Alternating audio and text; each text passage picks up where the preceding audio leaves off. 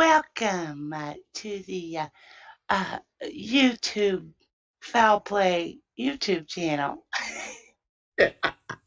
Well, thank you very much there, Mr. Kratz. You bet. Were you having some trouble remembering our podcast or something? Yeah. I have a girl sitting over here next to me. Only one? Well, thank you very much there, Mr. Kratz. And look, guys, welcome. It's great to be back. I hope everyone has had a really great Easter. Thank you so much for your loyal support. And we're going to be continuing our podcast. For those who are new to our podcast, what we're doing is we're going to be continuing our Reading with Uncle Ken series. We're actually on part 54, believe it or not. For those of you who unfortunately have a copy of the book, we're doing chapter 15, entitled The Day the Circus Came to Town. And I'm Dr. Silkman, and I'm from the Foul Play team. Thank you so much for joining us. And I'd like to welcome, Jeepers, we've got a lot of people already in chat. We've got JD, we've got Crockett, we've got Sherry Lynn, and I want to tell Sherry that I'm not addicted to The Sopranos. We've got Jazz Naz Gaming, we've got Ronald, who else we've got? We've got Paul Pepiat, we've got Little Barb, we've got Colette, welcome guys. Who else? We've got Catnit, we've got Angie Dickinson, we've got Pete Moss, we've got Jamie Hart, welcome. And I apologize if I've missed anybody out. We've got Dark Side of the Moon, Anthony D, T1. Thank you so much, guys. It's a real pleasure. Thank you so much for your support. From all of us from the Foul Play team, I would like to say thank you very much. We've got 1,850 subscribers, and that's incredible, an incredible boost to our numbers. And I also want to thank Ripper Jack for giving us a shout out after he did. We picked up quite a lot of new subscribers, and fantastic. If you like our podcast, guys, please give us a thumbs up. Make sure you turn on the notification bell. So every time we do a podcast, you'll get notification of that. Don't forget, we also have a merch store. If you want to support us, the money goes to a really good cause. I've got a lovely T-shirt and also a coffee mug, and they're great. And like I said, we have our subscriber numbers have really increased, which is awesome. And just to let you know, guys, the Foul Play team is around about 2 years old, just slightly over 2 years old, and our videos have amassed over 655,000 views. And we really, really appreciate that. It means that our message is getting through, and all the good work done by a lot of our panel members here and others who can't be on the panel. I want to thank you all. That's just huge. And just to let you know, the team has recently uploaded a Barb Yonder interview with DCI Capitani, I think it is. It's a little bit difficult to hear, but if you put on headphones, you can make out what they're talking about. Very interesting interview. Also, the team has uploaded a whole series of phone calls as well. They're always very interesting to listen into. We have, of course, the excellent Crime Theory Exchange, essentially run by Sunshine Christina and also Jack 61. There's some excellent topics. We also have, of course, Open Mic, predominantly run by Jack 61, and it covers a lot of great topics. And don't forget, guys, we have a very extensive website where we have a lot of documents, right? We're getting new documents all the time, and I'll tell you what, some of the documents that we discussed in an open mic, Crime Theory Exchange, and also on Reading with Uncle Ken is just truly mind-blowing. They truly are smoking gun documents. It's quite clear that the state and the investigators had knowledge of certain things that hasn't been formally discussed or mentioned in a court of law, but it really is unbelievable. So again, guys, thank you so much. It's a real pleasure to be here. So what we're going to do, guys, I want to introduce our panel members. It's good to be back. And we have Alice. Hi everyone on panel, hi everyone in chat, thanks very much for joining us tonight. It's great to see you all again. Now, you're not upset or anything like that with the current Johnny Depp dispositions that are going on, Alice? Me, Doc? No, not at all. I just want to slap someone about silly, that's all. Welcome back, Alice. Good to have you. Good to have you back. And next we have I Don't Recall. Hi everybody. It's in the 40s here and cloudy, so not too bad. Awesome. Thank you so much. I Don't Recall. And next we have Susan.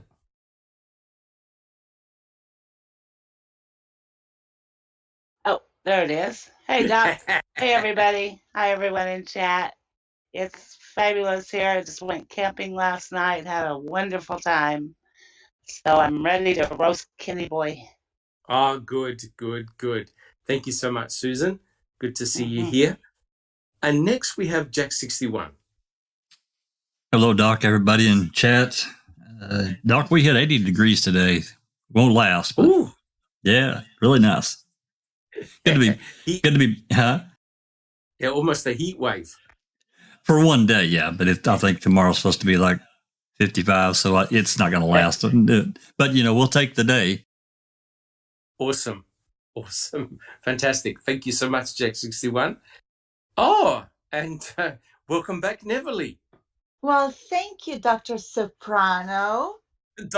No, that's only it's only a vicious rumor. I'm not watching The Sopranos much. I know. Allegedly. Yes, you're not. Allegedly. Yeah, hello, everybody. It's good to be back. I'm back in California, and it's Saturday, 3:13 p.m., 79 degrees along the coast. A beautiful day. Beautiful. Fantastic. Day. And welcome back. It's good to have you back on the panel. Thank you so much. Awesome. And my name is Dr. Silkman, and I'm from sunny South Australia in Australia. It's around about 19 degrees. Beautiful day over here. All right, guys. Thank you so much. And before I forget, the money that goes from the merchandise sale, I believe, goes to Uncuff the Innocent. Is that correct, Susan? At this stage, the proceeds from the merchandise sales go to Uncuff the Innocent? Yes, they are, Doc, and that is through August something. It's for the first 6 months of sales, and they're an organization that provides legal services for wrongfully convicted people. They have Daniel Holtzclaw is one of their clients. They also buy body cams for police departments that don't have them. Believe it or not, some still don't have them. So that's pretty important. But yeah, I think they're a really good organization. So yeah, glad to donate to them. Yeah, awesome. Thank you so much. And like I said, guys, thank you very much, Susan. And a big thank you to you and Zoe for putting that together. Awesome. I like to say that any income that we receive here on Foul Play, we put it back into the community. We predominantly FOIA documents. And as you can see, guys, some of the stuff that we've obtained through FOIA has been incredible. And, I tip my hat off to Jack61, also Sunshine Christina, and other Foul Play team members who've FOIA'd these documents. We share them, and it's really great for you to do your own research. They're available for free, which is awesome. All right, guys. And yes, I forgot to mention that on our website, we have a lot of documentation, but we've also got Euriza's interactive map. So if you're interested anything about this case, please come and have a look at that interactive map. It's got photographs, it's got locations, it's got documents. I think also there are videos which are linked as well. So it really is a great resource if you're interested in both the Stephen Avery and Brendan Dassey cases. Fantastic. Thank you so much, guys. All right. Well, look, what we'll do, we'll start the podcast proper. And as you know, we're reading chapter 15. Now, Ken Kratz wrote this particular chapter basically to counteract Kathleen Zellner and what her experts have found. And in this particular chapter, we've discussed the blood in the RAV4. We've talked about the key. We've talked about the hood latch swab. And we've started to talk about the bones. And at the moment, we're talking about the cremains that were found on the salvage yard. And also, as you know, guys, human cremains were also found in Yonder burn barrel number 2.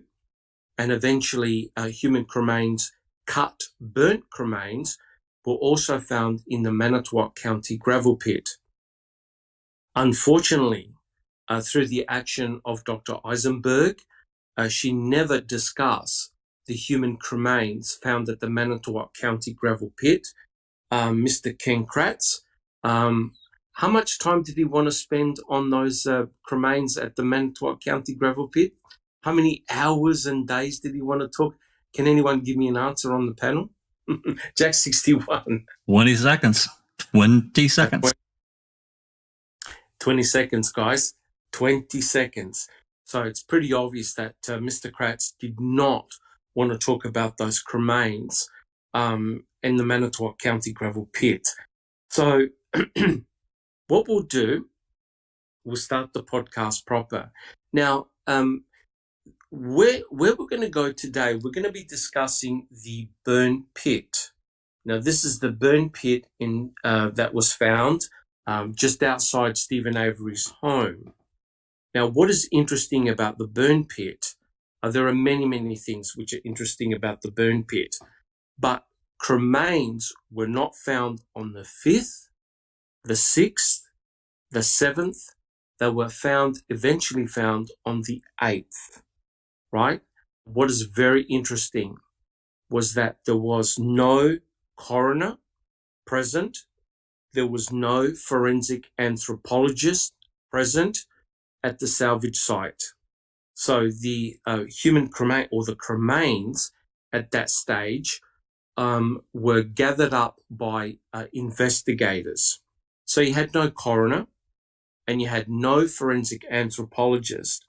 And what's incredible is that the state's own forensic anthropologist, Dr. Leslie Eisenberg, admitted that she had never set foot on the Avery salvage yard. So the only thing that we know was that bones were placed in a box, and those bones were given to initially Dr. Bennett and then finally to Dr. Eisenberg. So we actually have no photographs, no in situ photographs of the bones, of the cremains in the burn pit. Now, panel, is anyone slightly suspicious about that? Susan? Yeah, I'm wondering, do we know exactly what the measurements on that box are? Like, how big is that box those bones are in? There is no ruler. There is actually no ruler next to the photograph of the box. But I would dare say that it'll only be probably maybe a foot, maybe less. It's not a very, very big box at all. Because remember, the cremains themselves, I think the biggest piece that was found was maybe 1 or 2 inches. Right. So that box itself is probably a small pizza box.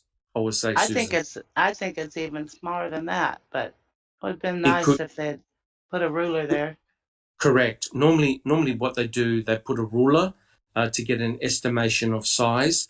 But remember, the cremains themselves were very, very small and very highly fragmented. Jack 61. Yeah, Doc, and I won't. I'll probably talk about more about this tomorrow in the open mic. But talking about these bones, and this is right up a discussion, a debate that I've been having with this Gilter and the MAM sub. And I don't know if you read any of it. I actually posted a few replies over the last few days in our Discord.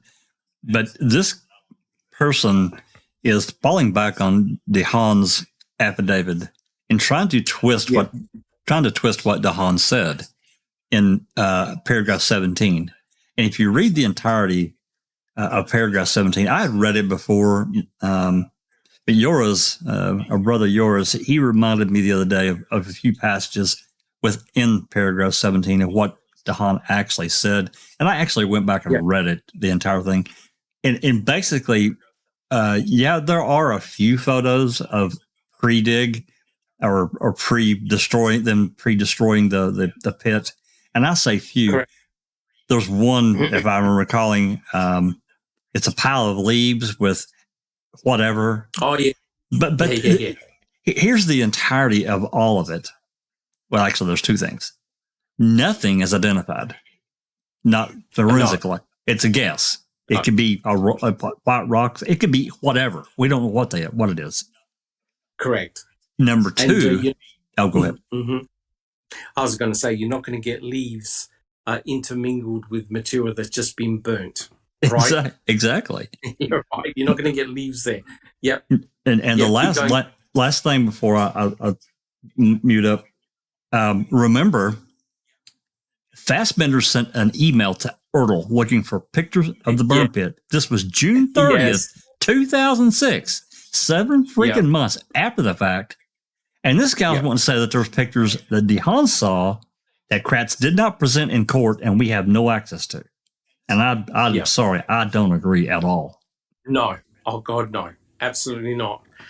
So thank you so much, Jack61. So as you can see, guys, on the screen, Jack61 has put up a photograph here of the burn pit.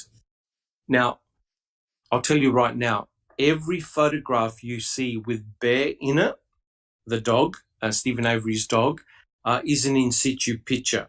It basically means that it's untouched, so no one has messed around with the burn pit. These photographs were taken, I believe, by Trooper Reese on November the 6th. Now, at this stage, no one had made any comments about any cremains, bones, or anything about that burn pit. So what you are seeing here with the picture of Bear is very, very important because it represents a in situ image. Now, quite clearly, no one has gone to investigate that burn pit. No one has reported any type of smell. No one has reported any type of black goo or residue in that burn pit. And clearly, no one has seen a bunch of cremains or bones in that burn pit. So these photographs are very, very important because they actually have caught out the state in a lie, right? In a huge, huge lie. And Jack61 is correct. I believe the main player here is Ertl, right? Because Ertl was absolutely everywhere, right? And I believe he lied. I believe that he really did lie in court regarding the burn pit. So any photograph you see with Bear in it, any photograph you see without a crime scene tape, they're in situ photographs, right? And Mr. Kratz made this huge song and dance that Bear was a very aggressive dog, and that's the reason why no cremains were found on the 5th, 6th, or the 7th. And that's absolute garbage because I'm not sure whether it was Trooper Reese, but someone had actually videotaped going inside Stephen Avery's residence on November the 6th. And if you have a look at that video, you can actually see Bear in the background just casually walking around, and he sits down. He's not interested in any of the people which are around the burn pit at that stage. He was non-aggressive. Jack 61. Yeah, one final comment about the burn pit. And here's the thing. All these things that these various officers described in their reports and testified to, there was not one fucking picture of it. Not one. And that's the main thing. Correct. 100% correct. And guys, I'd like to welcome Kelly. She's in chat as well. Great to see you here. Who else we got? We got Al William as well. Fantastic. Welcome, guys. Well, look, if you have a look over here, the picture that we've got on screen at the moment, you can actually see a seat, a car seat, and that's obviously been burnt as well. But what you notice about that car seat in particular is the car seat was actually not in the burn pit area itself. It was to one side. Now, it is controversial. It is controversial whether there actually was a fire on October the 31st. And I want to ask my panel members, what are their thoughts? Do you think there was a fire on Halloween, or was it a day before, or was it a day after, or was it actually on Halloween? Who would like to make a comment, guys? Was there a fire on October 31st? Susan, do you have a comment? I don't think there was. I think it was days before that. Just listening to the calls and the the interviews, the early ones. I really don't think it was on the 31st. Very interesting, because I remember listening to some of those phone calls, and Stephen is definitely not certain that he had a fire on October 31st. Very good point. Neverly, do you have a comment? Dr. Silkman, 6 years into this, and I'm still not sure if there was a fire. I want to say there was no fire because based on the phone calls and other testimonies, it really seems like there was no fire. So this whole thing of Teresa being burnt in that burn pit is just so ludicrous. But I personally do not believe that there was a fire that night. Barb canceled it. Bobby said he wasn't looking for it, so he couldn't see it. He didn't know. I mean, if there was a fire, people would notice that, right? Yes, but didn't Mr. Scott Tadich say there was a fire? Whopping yes, great 10 feet tall? Yes. He did say that on the third try. Correct. On the third try, right? It just grew and grew and grew. So, this was really, this is messed up. Very messed up. I agree 100%. Thank you very much, Neverly. Jack 61, do you have a comment? I tend to think that the fire was probably on the 28th or the 29th, a few days prior. I based that on, actually, I created that video just a few days ago, and it's a conversation. It's actually, I think, around on the 18th of November, where Bart is talking to Steve, and he's like, no, it was like, he was talking about the week prior to Halloween. And she's like, no. And they have this back and forth, and he's really not sure. To me, it's like she talked him into it. But it's interesting. It's interesting, this November 9th interview you talked about before, when Barb was being interviewed on the way to Aurora Medical Center. She didn't remember a fire. That's November 9th. So what happened? That's correct. So what happened in that 9 days? I know she was interviewed again, I think on the 13th or 14th. Right. I just don't think there was. I'm sorry, I just don't. Well, of course, for the state has got to push the narrative that there was a big whopping fire on October 31st, because that's the day that coincides when Teresa Halbach goes missing. So quite clearly, if you don't have a fire on October 31st, you've got a real big problem, right? You've got a huge problem. And let's face it, and I think panelists, you will agree that Stephen Avery didn't really have the greatest memory in terms of understanding what he did one day to the next. He didn't have like a notebook to say, oh yeah, on this day we did such and such, on this day we did such and such. He really didn't have a very good recollection of what he was doing day by day. But remember, correct me if I'm wrong, guys, he had an agreement with Josh Redon to burn his brush, right? To burn the brush. So potentially he could have had several small little fires burning brush. Susan, do you have a comment? Yeah, I listened to that call again that Jack just posted between Steve and Barb. And actually, Barb wasn't exactly certain what day it was. And it was interesting because she said, I'm going to have to ask Scott's mom. And I'm curious if she ever did. Yeah, very interesting. Because, of course, Stephen, while on the telephone to Jody, had noticed that Barb had left. You remember the comment, oh, there she goes again. Yes. So Stephen was on the phone, right? He was on the phone talking to Jody. I think it was 8:57, right? Now, think about it, guys. If he's cremating Teresa Halbach, what's he doing talking to Jody for 15 minutes? Right? If potentially you don't tend a fire, it could burn out, right? And, that's not going to be too good. So Barb nor Bobby Dassey or anybody else who was coming and going had ever made the comment, Jeepers, what the hell is that foul smell? Did anyone make a comment about a foul smell?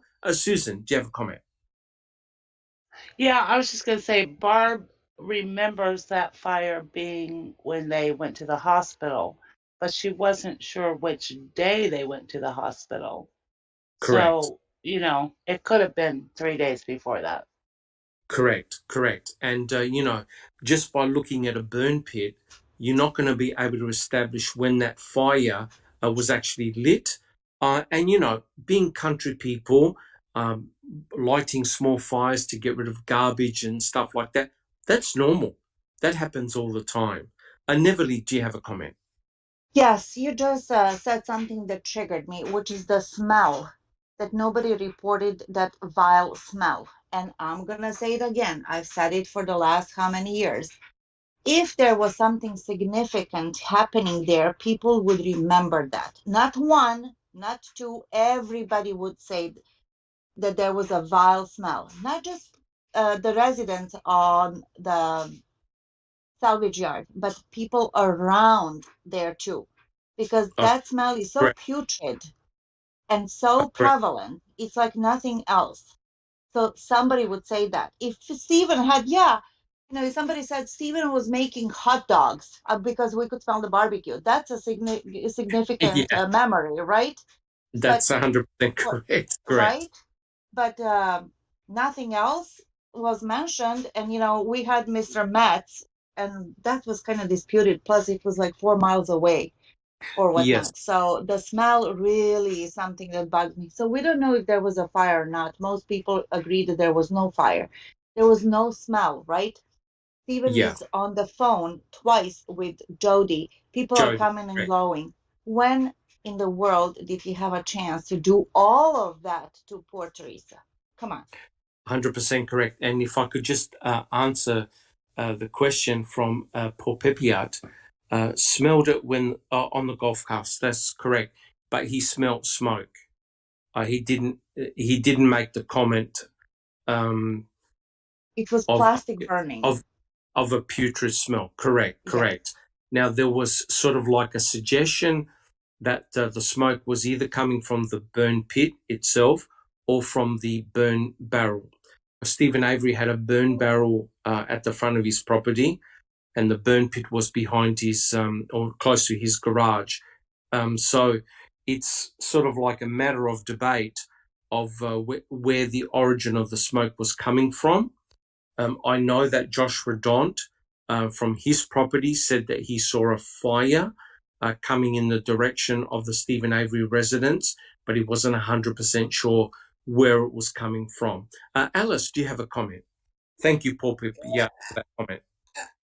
I mean, you've got to remember, Doc, I mean, as somebody said in the chat there and all, they probably didn't have rubbish trucks coming out all the time, No. you know, and stuff like that. So they would have burnt anything and everything in the fire pits. They burnt tyres in the fire pit, and tyres stink when they are getting burnt. They also let off black smoke and soot and everything like that as well, Correct. you know. Correct. So they would have been burning all food. They would have been burning milk cartons. They would have been burning all sorts, you know. But there's a difference in the smell of that to the smell of burning flesh. You know what I mean? Correct. 100% Anybody correct. in the vicinity of that salvage yard, whether it was Cush Road, whether it was 147, whether it was Q, they would have smelled the most vilest smell possible. You know what I mean? Somebody driving by there with a windy doon or anything like that would have smelt that putrid smell, and they didn't. Correct. 100% correct. I believe, thank you, Alice. I believe it was Robert Fabian who said that he had smelt smoke. I believe it was Robert Fabian, because it was both Earl and Robert, I think, on a golf cart. But the problem is they can't remember. There's a dispute in the day that they went rabbit hunting, right? They can't remember the exact date on which it was. So we have a problem.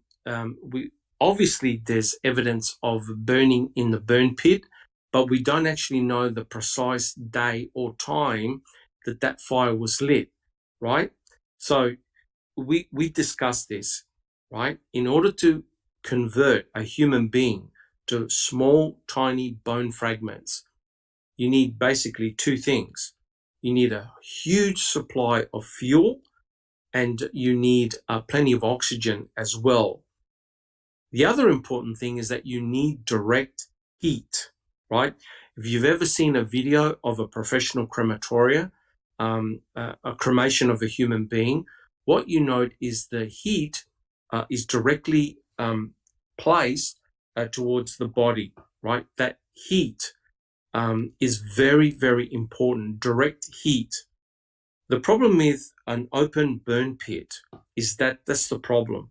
That actual burn pit, and Jack61 has got a picture showing the burn pit, where the burn pit is in relationship to the garage, the large propane tank, and bear, right? Now, quite clearly, you can't have a massive, big, whopping fire, because there's a chance you're going to burn your own dog and potentially explode the propane tank.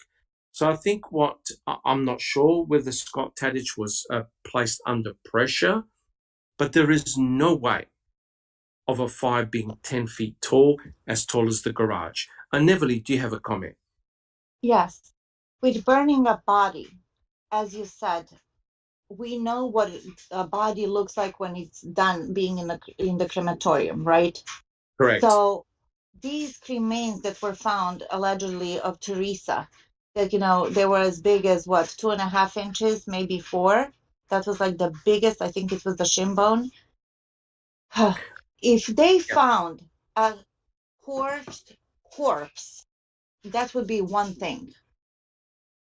You could say, okay, he started the fire and he, didn't Correct. have time to finish it or whatever. But we're talking about remains 2 to 4 inches long.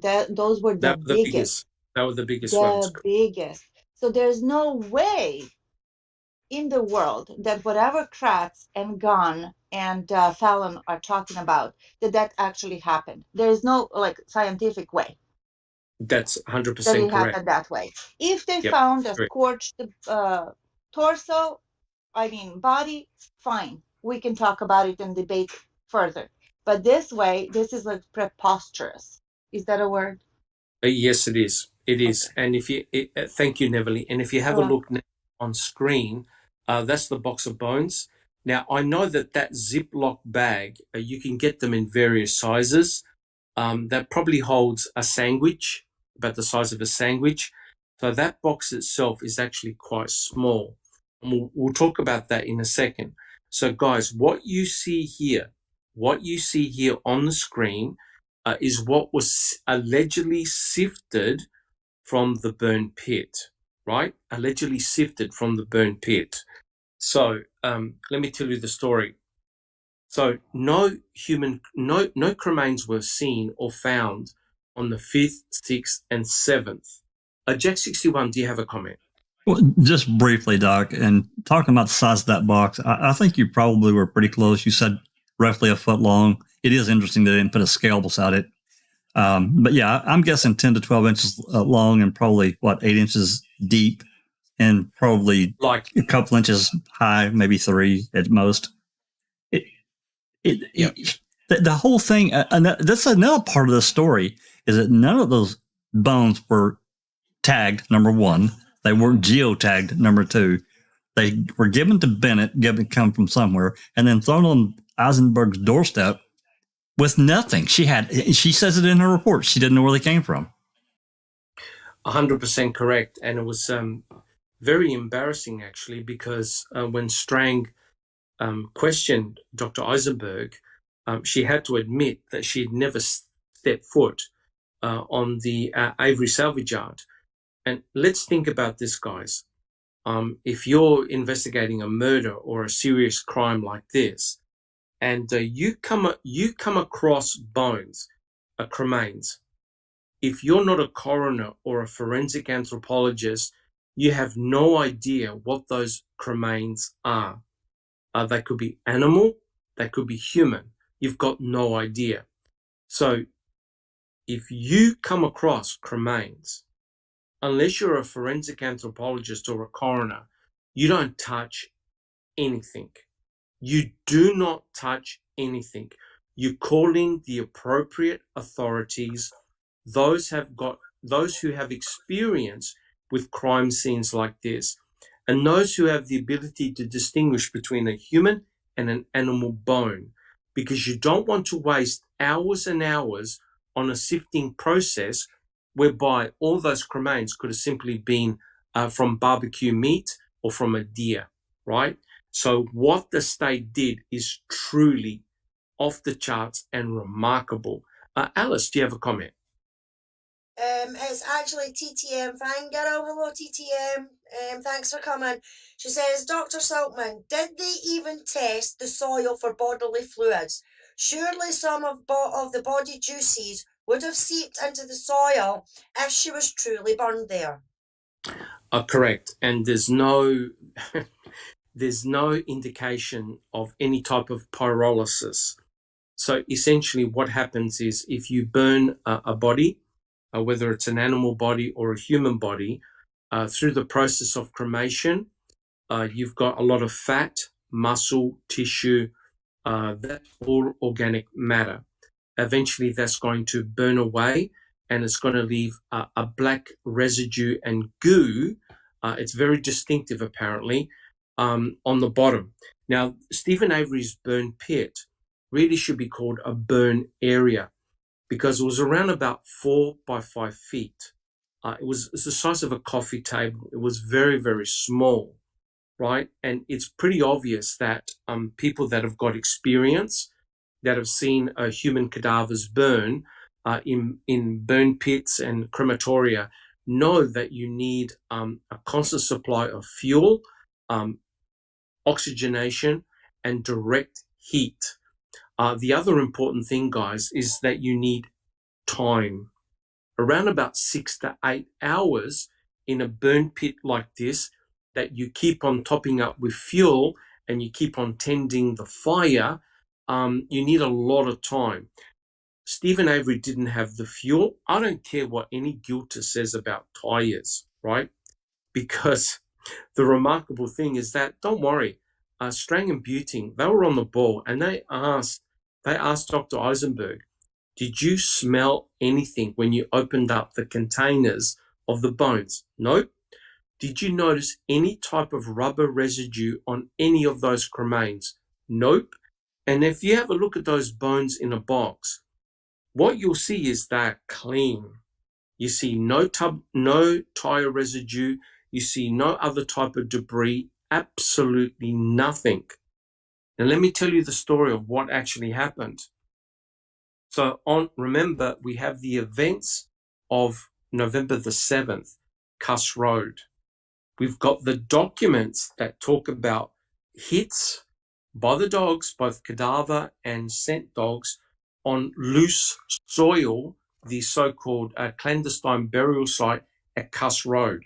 So we've got dog hits. Now, this is in one of the reports, one of the search warrants, right, that never made it, right? So these are Jack 61. What's the proper term for them? Unfiled. They were unfiled documents, but it's all there in black and white, right?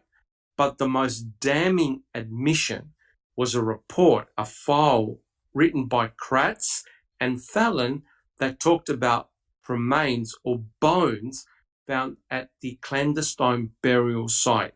Boom. That's it, guys. That confirms everything that we've been talking about. Jack 61. Yeah, that's the document that we've had it for forever. It was a motion reply from Fallon on September 14th. This was a little over a month after the hearing in August, where all this began to get talked about, and he made that admission in that September 14th motion. Correct. It's right there. Correct. And you know what's amazing? These documents have been out there for years, and we've only just discovered it, right? And it sort of makes you think, oh my God, what other golden nuggets are out there that we don't know about?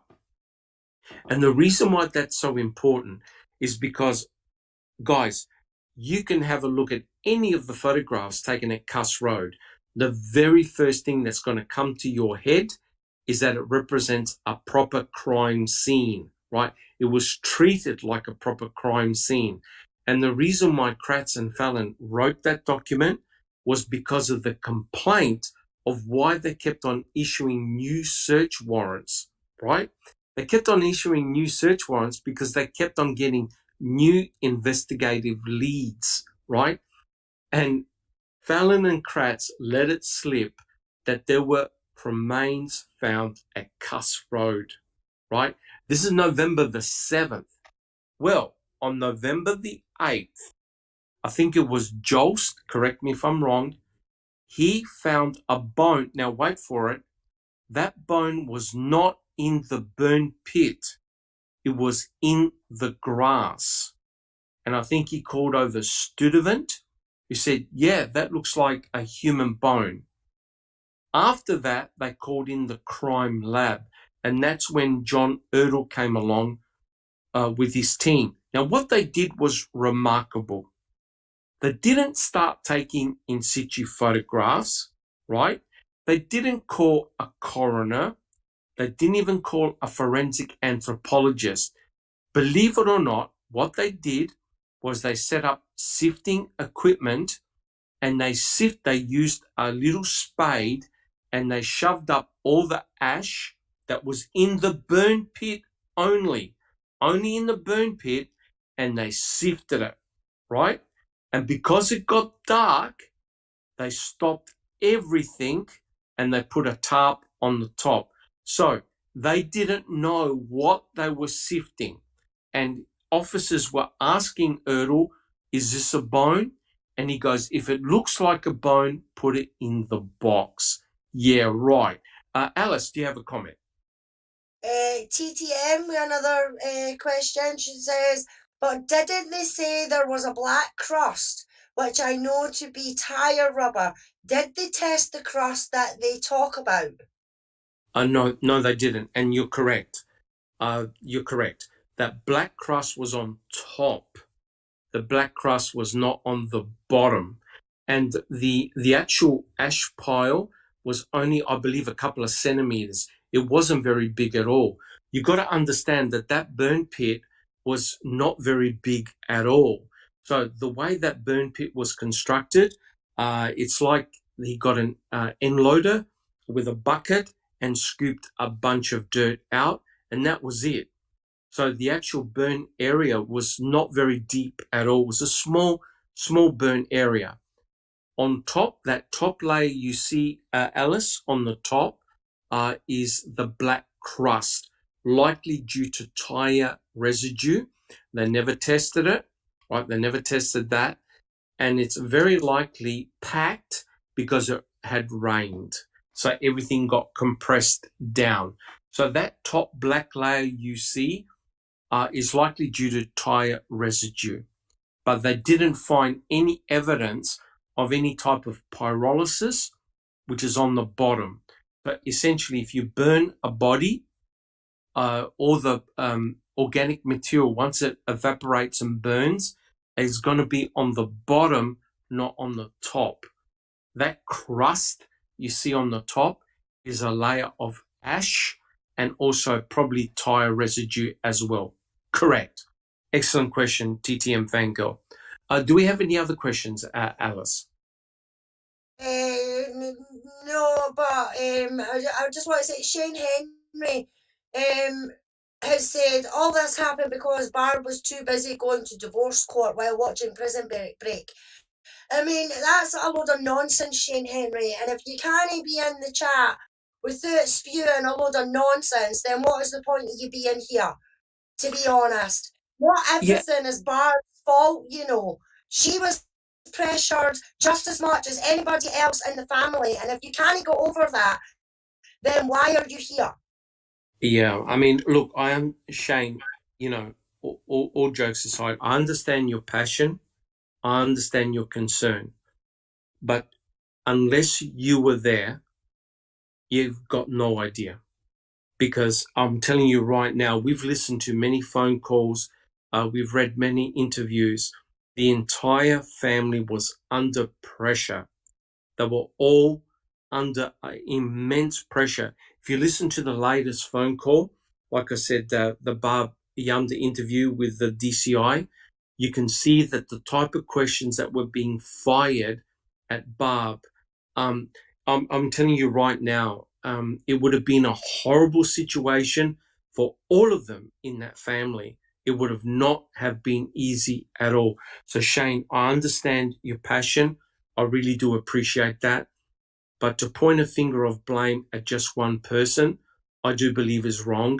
We're talking about investigators, seasoned investigators who were on a mission. And no matter what anybody said to them, they didn't believe any family member at all. Alice? No. Yeah, it just annoys me, Doc, that people always blame Barb for one thing or another. I mean, don't get me wrong, I did exactly the same thing when I first watched it and everything like that, you know, especially when it came to Brendan. I was like, I mean, we all probably did do it, you know what I mean? Is why was she no there? Why did she no do this? Why did she no do that?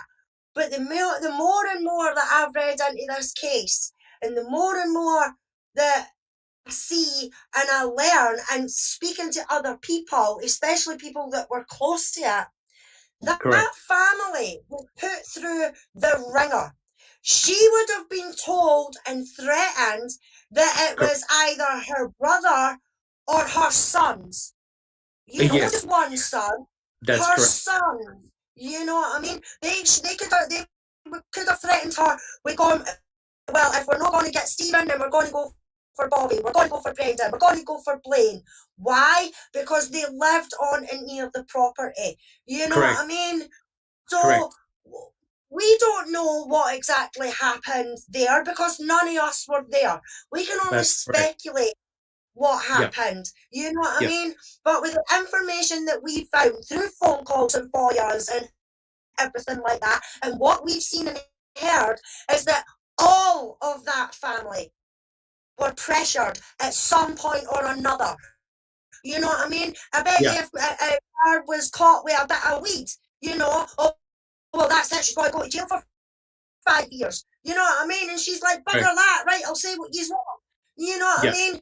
People have got to keep that in mind, that this family, and Barbie's been going through this since she was a friggin' teenager. You know what I Correct. mean? Correct. Not just her son. So people need to start showing her a wee bit more respect, because that woman has went through holy fucking hell between her brother and now her son. And I think it is rotten. I mean, Shane is allowed to have his own opinion. Yes, everybody's allowed their own opinion. But the way he comes out and he attacks Barb and everything like that, it's wrong. He's not taking into consideration what that woman would have been threatened with or anything like that during this process. Yeah, I 100% agree, and well said. Look, like I said to you before, unless you're in that situation, I mean, I get my spine tingles when I hear the way the investigators and the police and the sheriff deputies, the way they were very accusatory, right? Let me tell you right now, I listened to that phone call, the Barbie Under interview. It's quite clear to me that the investigators were not looking at anybody outside the Avery salvage yard. They were looking for the killer or killers within the boundaries of the Avery salvage yard. And, you know, at that time, Barb was going out with Scott, and she admitted that she wasn't home very much. She really had no idea what was going on. So they were asking her all these questions about her sons and other people on the property. She really was completely clueless because she had no idea. I believe the investigators took advantage of that and used threats. Threats that if you don't cooperate with what we're asking, you know, you could be dragged in as well. So believe me, guys, I understand people's frustration. I understand where Shane is coming from, but I think you need to show a little bit of leniency, because none of us, hopefully here, have been put under that intense scrutiny whereby your own brother, your own son has been accused of murdering a woman, right? None of us have been in that situation. It would have been horrendous. Jack 61, do you have a comment? Well, yeah. We had this discussion many months ago on an open mic, and I made a statement then, and I think it's just as true now. And we talked about it, and I'm not going to go into all the details of, you know, what you guys actually just discussed, but you have to consider, I think we also have to consider that no matter what Barb did, it was a bad decision. She didn't have any good decisions because she didn't have any money. If she'd have had money, things would have been different. She didn't. Correct. And on top of that, it's not only this situation here. What happened while Stephen was in prison with Chuck and Earl? It was a whole nother set of pure hell of what those guys did. Correct. 100% correct. I think you're right. I think that there was threats, direct and indirect, towards her, towards Barb, and possibly others in the family that we will never, ever have no record of, because there's too many things that changed after certain points in time that the story began to align with how the state wanted it. So yeah, and I think you and I, Jack 61, have discussed comments coming from that interview, how there's no doubt that Bobby Dassey very early on was a person of interest. Absolutely. Right? He was definitely a person of interest. Then suddenly everything went quiet in regards to Bobby Dassey. That's right. That's all I'm saying. Right? He was definitely on their radar, and it wouldn't have mattered absolutely zero had the investigators arrested Stephen and Bobby. There would have been no problems at all, right? Their main focus was Stephen, but if there were co-conspirators like Bobby Dassey, they would have had no problems arresting him. But all of a sudden, after November the 9th, things went cold. And that's what we need to find out. Why were the investigators suddenly no longer interested in Bobby Dassey? Right? Yeah. Yeah. You know, one last thing, Doc. Talking about November 9th and that afternoon, and think about everything that happened. I'm not going to say in particular order or that they were in order. But Yes. they had planned on actually those warrants were written a couple of days prior. Okay, so Stephen gets arrested. Let's back up here. Sipple finds these human bones over in the quarry, a couple of 5-gallon buckets full. He calls in and talks to I can't think of the captain's name, Roush or whatever at Queso. In the meantime, they're shuffling all the Avery family members down to Aurora. They interview Barb. They arrest Stephen after the interview. Not only that, we hear about later in the phone calls that are also in the key call list of what they said. We don't know exactly what they said to Bobby, only that they were really hard on him. That's why we so desperately need that audio of that interview. I think that's going to be the Rosetta Stone. That interview of Bobby Dassey is going to be the Rosetta Stone of what happened. Because remember, search warrants were written up talking about the potential finding of pornographic and torture porn on Stephen Avery's computer. That's right. Now that was written down. And I remember that Wiegert was also interviewed for a newspaper. So it's actually in the newspaper as well about comments about finding torture porn on Stephen Avery's computer. Lo and behold, all of that material was found not on Stephen's computer, but in the computer that was in Bobby Dassey's room. That totally changed the dynamics of where the investigation went. So the state had a problem. Their star witness had all this potential incriminating evidence against him, but it was never, ever brought up during the trial, right? Isn't that interesting? So you can see from a very early stage, they were protecting Bobby Dassey because Bobby Dassey was the star witness that saw Teresa Horbach come onto the property and saw Teresa walking towards his uncle's trailer. That's it. Bobby Dassey never saw Stephen or any type of violence, nothing, but it was very damaging against Stephen. So all these things that happened that they found on Bobby Dassey's computer, boom, all of a sudden it wasn't relevant anymore.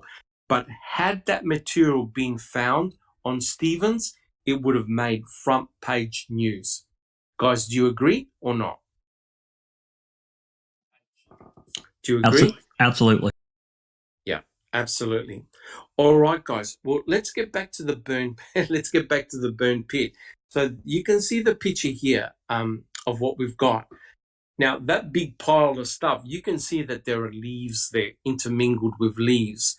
You're not going to get dry leaves, especially if they're in the presence of intense heat, right? So quite clearly, that cannot be anything of significance. Yeah, steel belted radials. When you burn the rubber, you are going to get some steel. But you know what, guys? You don't know how many tires Stephen Avery actually burned and over what period of time, right? So if he had used tires to burn brush and other material in that burn pit, I don't see Stephen as being the type of guy that would have simply cleaned the burn pit of tire wires. He just simply would have put a fresh tire on there. And that seat, you can see, guys, that seat is nowhere near the burn pit. It looks like it was burnt outside the burn pit. Because I know that a lot of guilters say, well, that seat was used as fuel. But you can see there's nothing stuck to that seat. There's no evidence of any human being being burnt or cremated. Now, guys, I want to ask my panel. I'm going to go up and down, and people in the chat can also answer this question. Be honest. Do you believe that Teresa Horbach was cremated in Stephen Avery's burn pit? All I need is a yes or no. Alice.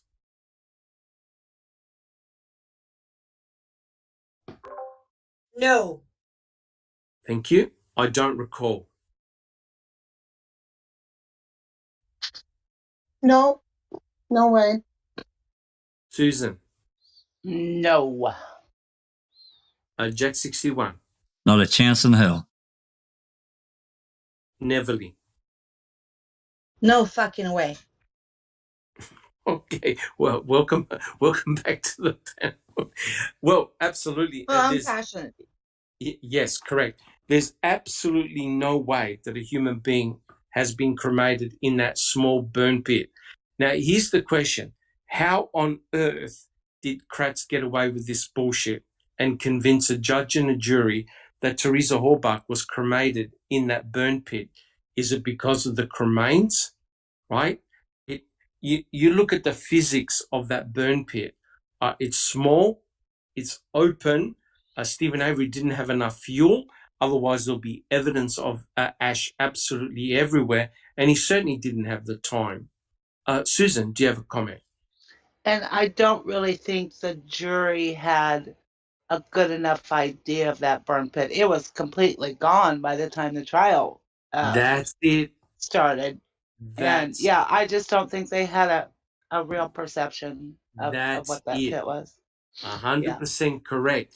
Now, guys, as you've already known, and we've done plenty of podcasts and presentations on this, very soon, I think it was on the 10th, they brought in a team of bobcats and they completely flattened the burn pit area. They flattened it to the ground, right? They removed all traces of it, which meant that potentially another investigative team couldn't have come in to have a look at the burn pit area. And furthermore, the jury never did a tour of the Avery salvage site to have a look at the burn pit for themselves to say, wait a minute, are you trying to tell me that a human being just got cremated in that area there? You got to be joking, right? So the state was very, very quick to completely demolish the burn pit. Jack 61. And that goes right back to this argument that I had. I'm done. I'm done with him about there being really nothing identifiable in any of the photos. They're just area photos of we don't know what. Except for that seat and a few other things that are easily identifiable. I'm talking about biological. They took very few, virtually nothing prior, but during and after the time that they're completely destroying this thing, they're snapping pictures left and right. Correct. 100% correct. Which is very interesting because there are more photographs of them destroying the burn pit than what there are of the cremains in the burn pit. So you'll actually see no in situ bones in that burn pit. Yet there are probably hundreds of photographs of the bobcats coming in and completely flattening the burn pit. Alice, do you have a comment? It's actually Pete Moss in chat. He says the jury should have visited the property. Yes, I agree with that, but they wouldn't have wanted them to do that, because as soon as they seen the size of the trailer and everything like that, they would have seen that the state's story was a load of bull. That's correct. So why did the state literally spend hundreds and thousands of dollars doing a 3D reconstruction of the salvage yard? Why? Why? Well, all they had to do was bring in the jury and do a quick half an hour tour, even on a little minibus, and they would have understood, wait a minute, this doesn't look right. They would have looked at the burn pit and immediately discovered that it was tiny, right? They would have gone into Stephen Avery's trailer and thought, you got to be joking. And they would have gone in the garage and seen how much rubbish there was. And they would have asked the question, are you trying to tell me that Stephen Avery meticulously cleaned the trailer and the garage of all forensic evidence belonging to Teresa Horbach? And you see, now you understand why the state did not want the jury on the property. Now you understand why they chose to use cartoons to represent the salvage yard, not reality. Right? It was a trick. They fooled the jury. Alice, do you have a comment? Oh, no, Doc, sorry, I didn't realise I was still unmuted. Okay, so let's get back to the burn pit, right? So Kathleen Zellner, unfortunately, we've only got a few photographs. of the in situ burn pit. We don't have any pictures of cremains. Now, think about this. If you burn a body in a burn pit or in any vessel, you, and I believe Neverly touched upon this, you would expect to find all the cremains in one spot. Yes or no? You burn something, right? You burn something, you expect all the cremains to be in the one spot. Neverly. Yes, look at the picture that Jax has it up on the screen. There's that seat on the van, right? And you can see the construction of it, right? Correct. We don't see the pieces of this seat all over 40 acres and beyond. Correct. So I think Jack 61 also alluded to the fact that, and also you, Neverly, if the investigators were digging in the burn pit, right, looking for cremains, you would expect to find the entire body, right? But we've got a real weird situation that the state do not want to address. Between 50 to 60% of the skeletal remains, no one knows where they are. Furthermore, could you imagine the surprise when cremains were found in Yonder Burn Barrel number 2? What on earth are human cremains, burnt cremains, being found in a burn barrel, right? His sister's burn barrel. But most shocking of all, what are cut, burnt human cremains doing in the Manitowoc County gravel pit? So we have this weird situation whereby the state are saying Teresa Horbach was cremated in that burn pit. Oh, by the way, half of her skeletal remains, we don't know where they are, and her cremains have been spread. But Stephen Avery was good and kind enough to leave the majority of the cremains right behind his back door. Tell me, let's go down the panel. Does anyone believe the state's narrative? Alice, do you believe the state's narrative? Hell no. Thank you. I don't recall. Not at all. Thank you. Susan. It's laughable. It's just stupid. Jack 61. Not a chance in hell. Again. Neverly. Hell no. Okay, so guys, what on earth are Stephen and Brendan doing in prison for cremating Teresa Horbach? What on earth? If everyone here can see it, if people in chat can see it, how on earth did Kratz convince a judge and a jury? I still cannot understand, right? But Alice, do you have a comment? I can give you that answer right now, Doc. It was what he did at the press conference when he turned round and he said, if there's anybody under 15 that's watching this now, please leave the room. That was it.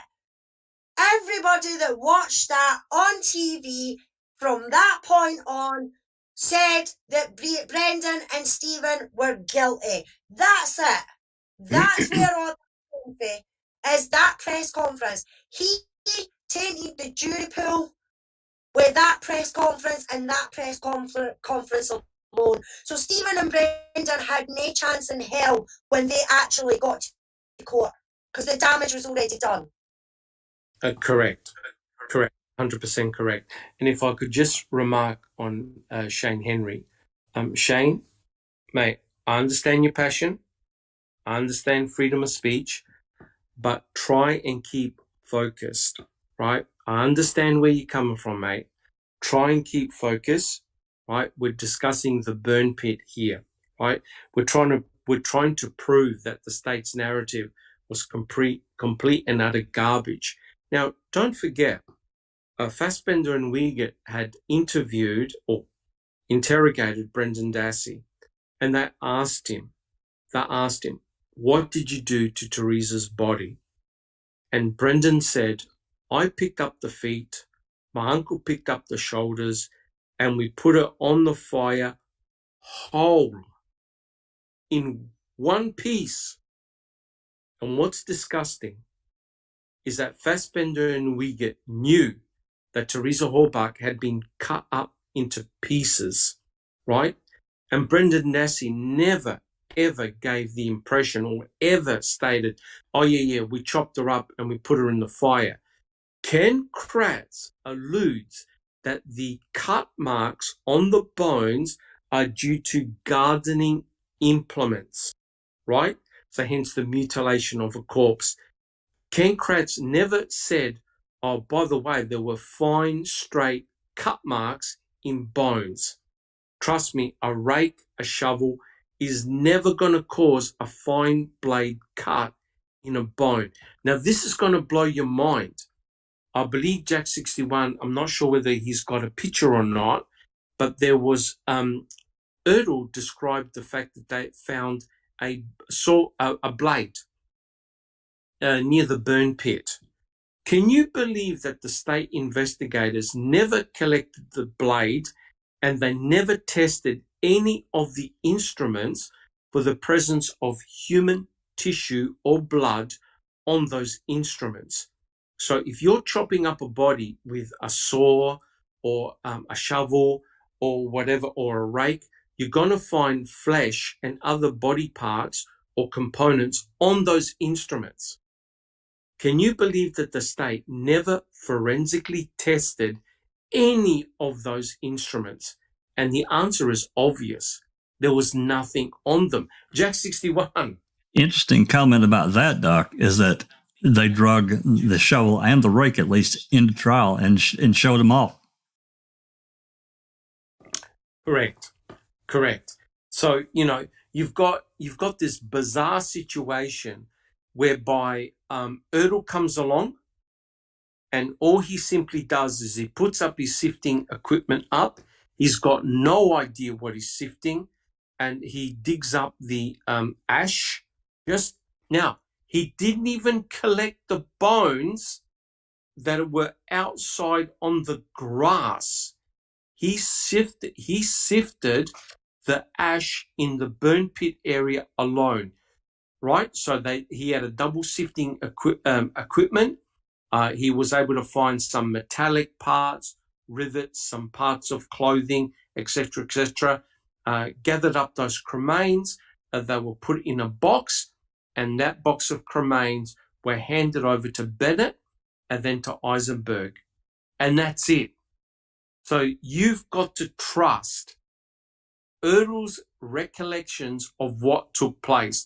And what is incredible, here they were finding cremains in a burn pit. They never caught a coroner. They never caught a forensic anthropologist. And they never took photographs. Jack 61, what did Erdl say in that email to Fassbender why he never took photos? Oh, that was really special because the scene had been disturbed, and they don't take photos once a scene has been disturbed. We're not. Thank you, Jack. Neverly, do you have a comment? No, go ahead, Dr. Silkman. I can wait. Have you ever, in your life, ever heard someone say, we didn't take photographs because we believed the scene was disturbed? Disturbed by who? Right? Disturbed by who is the question. If they were the only ones on the salvage yard and the family was kicked out or not even there from November the 5th, who on earth had disturbed that burn pit area? Neverly, do you have a comment? Well, I'm sure that I'm in minority when I'm saying this about Erdl saying those words that they don't take pictures of the disturbed scene. To me, it was equivalent when Jean Couchet, the pencil, said that we know that DNA can be manipulated. So he did us a favor. You know what I mean? Correct. By saying that there were some shenanigans going on. And if he can admit that was like a hint. It was already disturbed. So I don't hold it too much against him. To me, that just validates what we know, that they disturbed it already. I think Ertl is a big bullshit artist. I really, really do. Because I'm not sure whether it was Sturtevant. He's the one, I believe he was the one that apologized for everything. He goes, yeah, I'll take the heat. No photographs were taken. Yeah, I'll take the heat. No coroner was called. Yeah, I'll take the heat. We didn't call a forensic anthropologist. If I was the judge, I would have stood up and told them all to get the fuck out of the courtroom then and there. How on earth are you putting How on earth are you putting two people in prison for life, for murder, for rape, when the crime scene is not properly documented and you come into court with a box of bones and say, trust me, this is Teresa Halbach? Where have you seen a case like this before? I haven't. And Neverly, do you have a comment? Just to add to what you're saying, not only did they put there were no pictures in situ, there was no proper crime scene, they were not properly dressed, there were no floodlights, there was nothing like that. They actually left because it was dark, it was getting cold. Correct. They were going to come the next day. Oh my God, who does that? So imagine there could have been a party over there overnight and over the weekend. Correct. But Neverly, here's the kicker. And Jack 61 and everybody else will back me up. Cuss Road was not a crime scene, yet they had Nothing floodlights. to see there. Yet they had floodlights. And even Avery's burn pit, they were extracting bones, yet no one bothered to put up floodlights. They put a tarp and they went home. Like that. Yes. And so there's something really weird going on for sure. And wasn't there a day, the following day they didn't go back, right? But not until the day after that? Yeah. That's correct. That's 100% correct. So like 3-day weekend or something like that. Yep. So within a few hours, they'd completely processed the burn pit area by sifting, and that was it. Then they came back, I think, on the 10th with bobcats, and they completely flattened the earth. And it makes me wonder, who were they looking for? Were they looking for other? Godzilla. Godzilla, Jimmy Hoffa. Who were they looking for? Because they completely flattened the burn pit. So in other words, they have destroyed evidence, right? The burn pit, the state is saying that's where Teresa Halbach was cremated. They destroyed the burn pit. Look at what the state did with the cremains. The state gave away the cremains to the Halbach family. So the state is systematically destroying the forensic evidence or giving it away, right? No wonder Kathleen Zellner's gone crazy, right? Because they're doing all the wrong things. It honestly makes no sense. All right. So, guys, do we have any further questions so far? Oh, we're all good? Okay, awesome. And here we've got a few additional pictures of the burn pit area showing the debris, the seat, some tire wires, etc., etc.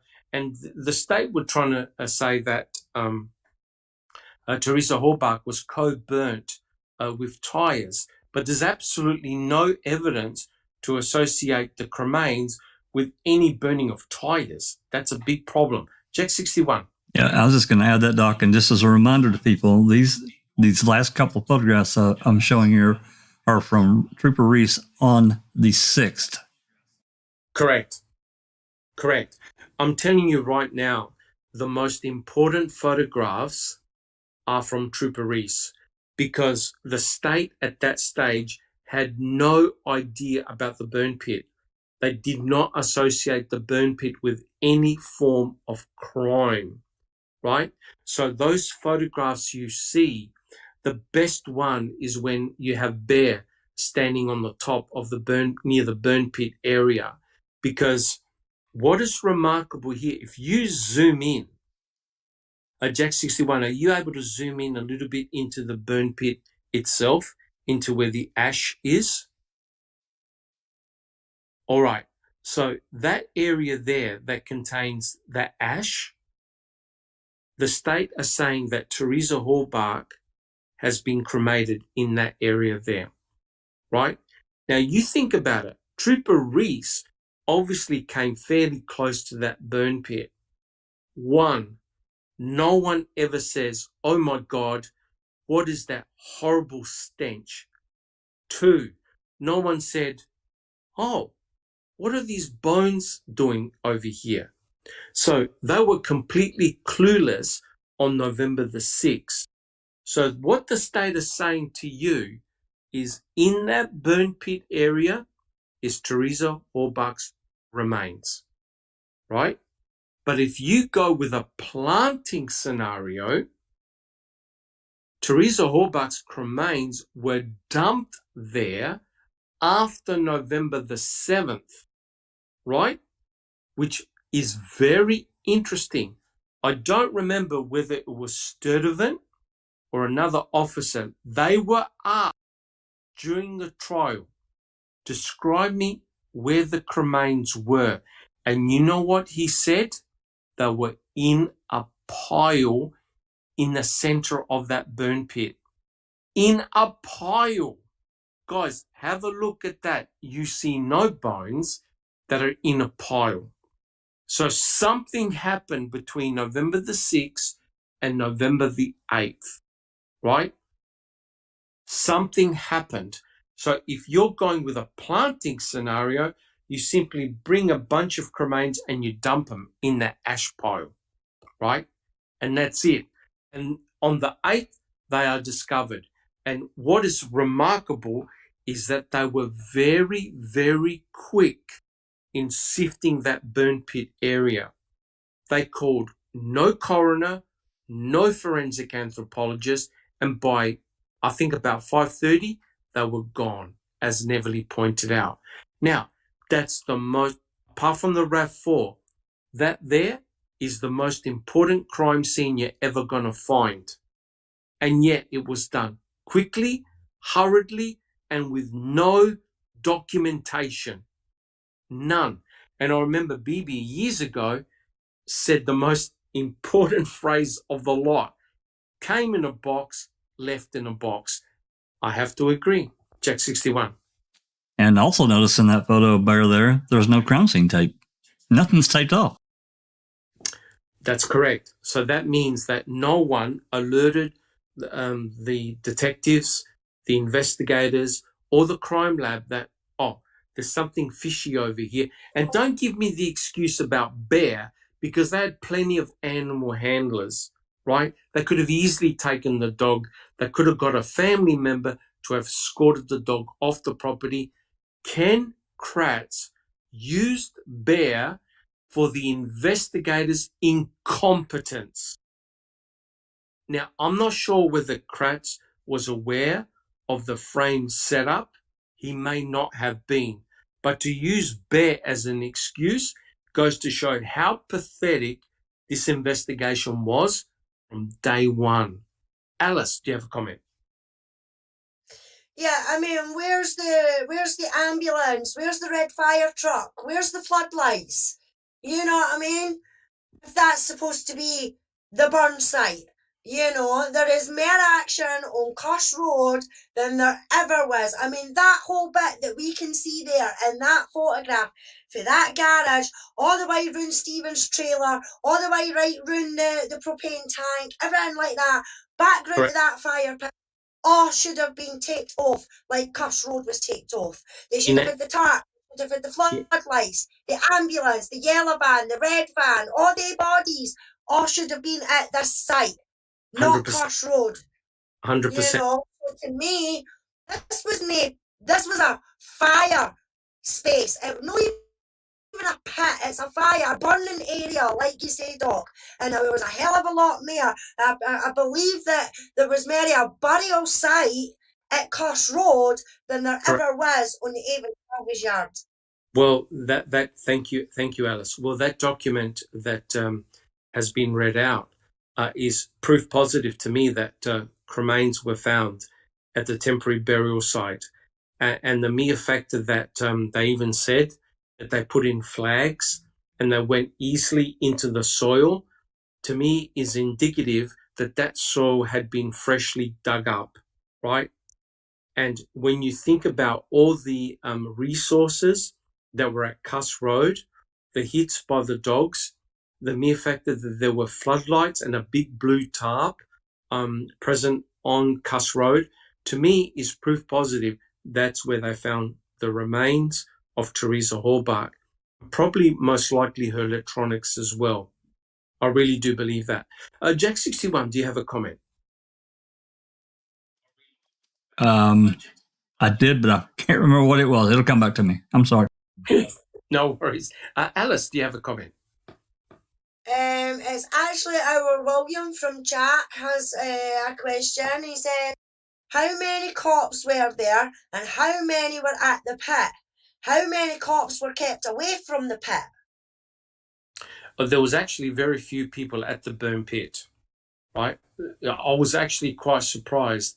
I know there was Erdl, there was his photographer, Gung Zhang, I think it was. There weren't that many people there. And when you think about Alice, if you found one cremain, a bone, and you weren't 100% sure of what it was, you stop. You immediately call the coroner. The coroner comes in with her team, ropes off the entire area, and probably will stick one of those tents. You know those tents, those real big tents, to protect the burn pit area from rain, and then you would fence it off. No one will be permitted to come in. No one will be permitted to take anything out. But my God, the way that burn pit was processed was like thieves in the night. Let's do it fast, let's get out. And that's exactly what they did, right? Totally not what you would do in terms of documentation of a proper crime scene. So in other words, they didn't know the anatomical arrangement of the bones, right? So if you burn a human body, when you see the cremains on the ground, you can see an anatomical relationship with the bones, correct? You see the skull up towards the top, the hips towards the bottom, etc., etc. Here, you have no documentation of how the cremains were laid out. This is important because if all the cremains were jumbled up, that's proof positive they were dumped there, correct? So in other words, you didn't have an anatomical relationship of the cremains. It's like you scoop up, say you've got a whole different block of Legos, right? Lego pieces. It's like you scoop a bunch of them up and dump them. You've got no relationship. They're all jumbled up together. That's what I believe was exactly what was found in the burn pit. It didn't give the impression that a human being had just been burnt there. They were all jumbled together, right? So the state was, oh, yeah, Stephen Avery with his rake, etc., etc. But there's no evidence of that whatsoever. So there's no anatomical relationship of any of the cremains. Jack 61, do you have a comment? Yeah, and I'll keep this as brief as I can. And this is about report writing and how we know reports were written, days and even weeks later. The DCI was really terrible about some of these their reports, as in the Harrington report that happened on the 6th of November. Fassbender didn't write a report till the 14th. It wasn't approved until the 21st of December. Anyway, going back to reports, and we think about these bones allegedly being found in and around that burn pit on the 8th. However, as we've talked about many times, during this whole 3-day period, they haven't seen anything back there. Even Reese didn't see anything. He was back there taking pictures. Correct. We move on to November 9th, when Sipple and gang and the company make all this big find in the quarry. Now all of a sudden, my point is that they could have done anything because these reports weren't written live. They were written later. So After the fact. Correct. So we got a little we got a little movement here, and people may not necessarily believe that. I'm one that has tended to believe now that we have nothing to say or to prove that there was a damn thing in that pit. Nothing except what they wrote. Correct. 100% correct. And thank you, Jack 61. If I could answer a question from Crockett Thompson here. Do you think the cuts in bones were done pre or post cremation? They would have to be pre. And the way you can tell that is through the way the bones were burnt, right? And that's exactly what Dr. Eisenberg said about the shooting in the cranial bone fragments, that the shooting event had actually taken place before cremation, and you can tell by the burning of the bones. So the Dr. Eisenberg would have looked at the edges of the bones, and the mere fact that they were burnt means that the cutting events were prior to cremation. Right now, there's no doubt that what Kathleen Zellner did was to hire a forensic expert in cremations. Neverly, do you have a comment? Oh, no, it's okay. It's kind of too late. I was going to say what Deborah Kakach, the coroner, Correct. said in Mayhem. Yeah. She said that the full purpose of a coroner, even when the skeleton is found or cremains, so they could analyze the anatomical layout of that. That's correct. So what you That's exactly said. Instead, she got threatened by arrest from Ken Peterson. And that's correct. Ridiculous. But if they didn't want her, they could have brought somebody else, their guy. You know what I mean? But correct. they didn't, and they sent him to a different location, to the quarry. That's 100% correct. So essentially, with the cremains, the horse had already been bolted. So Deborah Kakach, who's the state coroner, who had no prior association with Stephen Avery, she found out about the cremains on television. Mm-hmm. And her team rang her up and said, "Boss, do we go down there?" Right?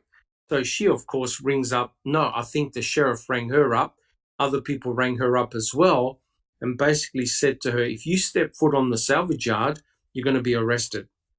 So they threatened their own state coroner. When the coroner appeared on the stand, she was barred.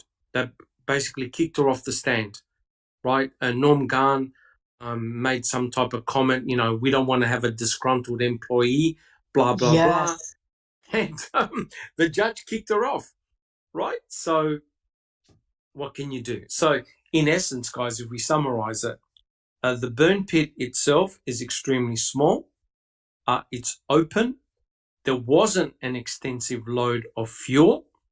One of the problems with a small open burn pit is that when you try and burn something, the majority of the heat goes into the atmosphere, right? To cremate a human body and convert it to bone fragments, you need a lot of fuel, you need a lot of time, and you need a lot of direct heat. A burn pit is not very good at doing that.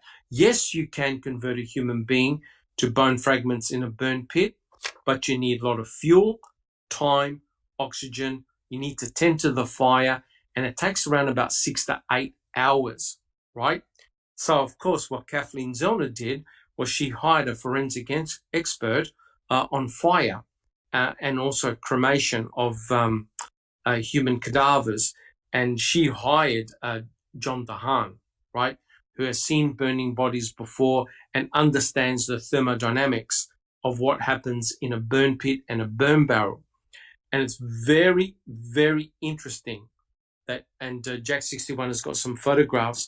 You can see that Cuss Road is an extensive crime scene.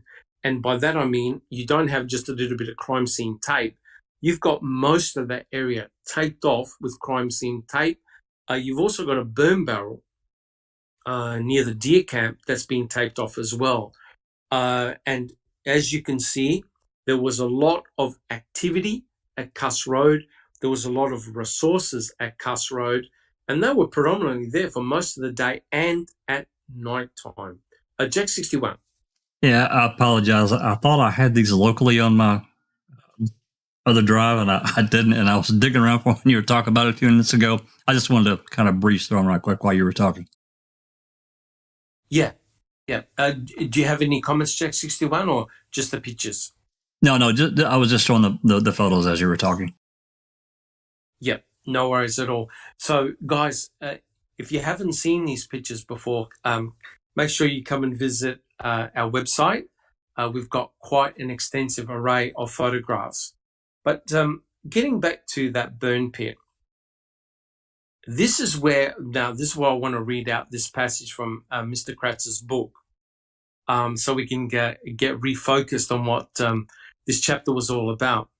Now, this is Mr. Kratz, and I quote, John DeHaan, PhD, a forensic fire expert, disagrees with state forensic anthropologist Dr. Leslie Eisenberg that Avery's burn pit was the primary burn location, and bones found in other locations were moved to those areas.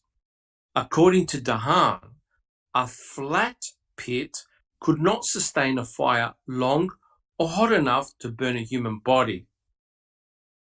He also asserts that the pit shows the absence of black or brown goo on the ground that is the telltale sign of a body having been burnt there.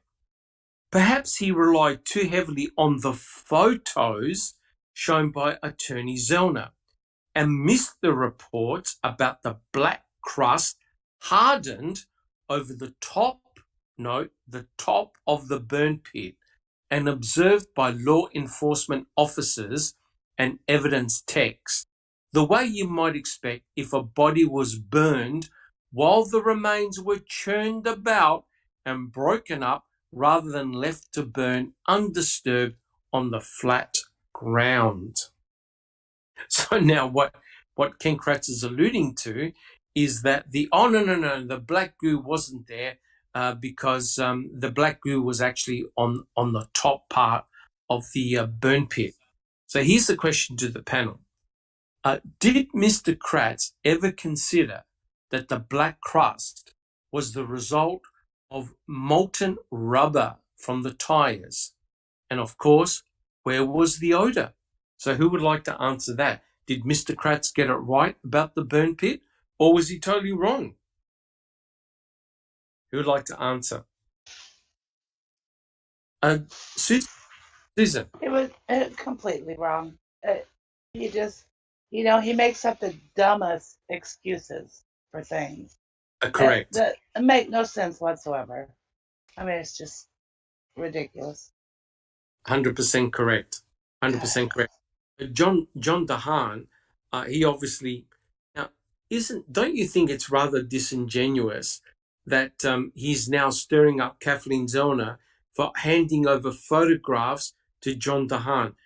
If there's no proper documentation of the burn pit and also the gathering up of the cremains, what else could John DeHaan look at but photographs? There's no video, there's no coroner's report, there's zero. And Dr. Eisenberg never stepped foot on the salvage yard. So what else could DeHaan rely to? Nothing. Anybody? Jack 61. Yeah, it's completely disingenuous. I mean, there's nothing else they could do because it's such, if you read his entire affidavit, he literally sets these people on fire for their really terrible job that they did. They did a piss poor job of everything. They didn't identify anything where it was, and that's their fault. Somebody made the decision when all this allegedly took place that they were going to let county employees, some state agents, and some DCI people run this gambit because they did. I don't think they wanted a corner anywhere near that property when they did this. No, they didn't. Correct. There you go. So the thing is, if you don't have an independent set of eyes or an independent set of experts that process crime scenes like this, you can come up with any story you want. Now, I've never heard of a situation whereby you have a disconnect. And that's what we have here, guys. we've got a burn pit and we've got a box of bones. And basically, Erdl is saying, trust me, right? I reread his testimony. Erdl, I think, lied. I think he lied on the stand of what he did and what he found. It makes no sense.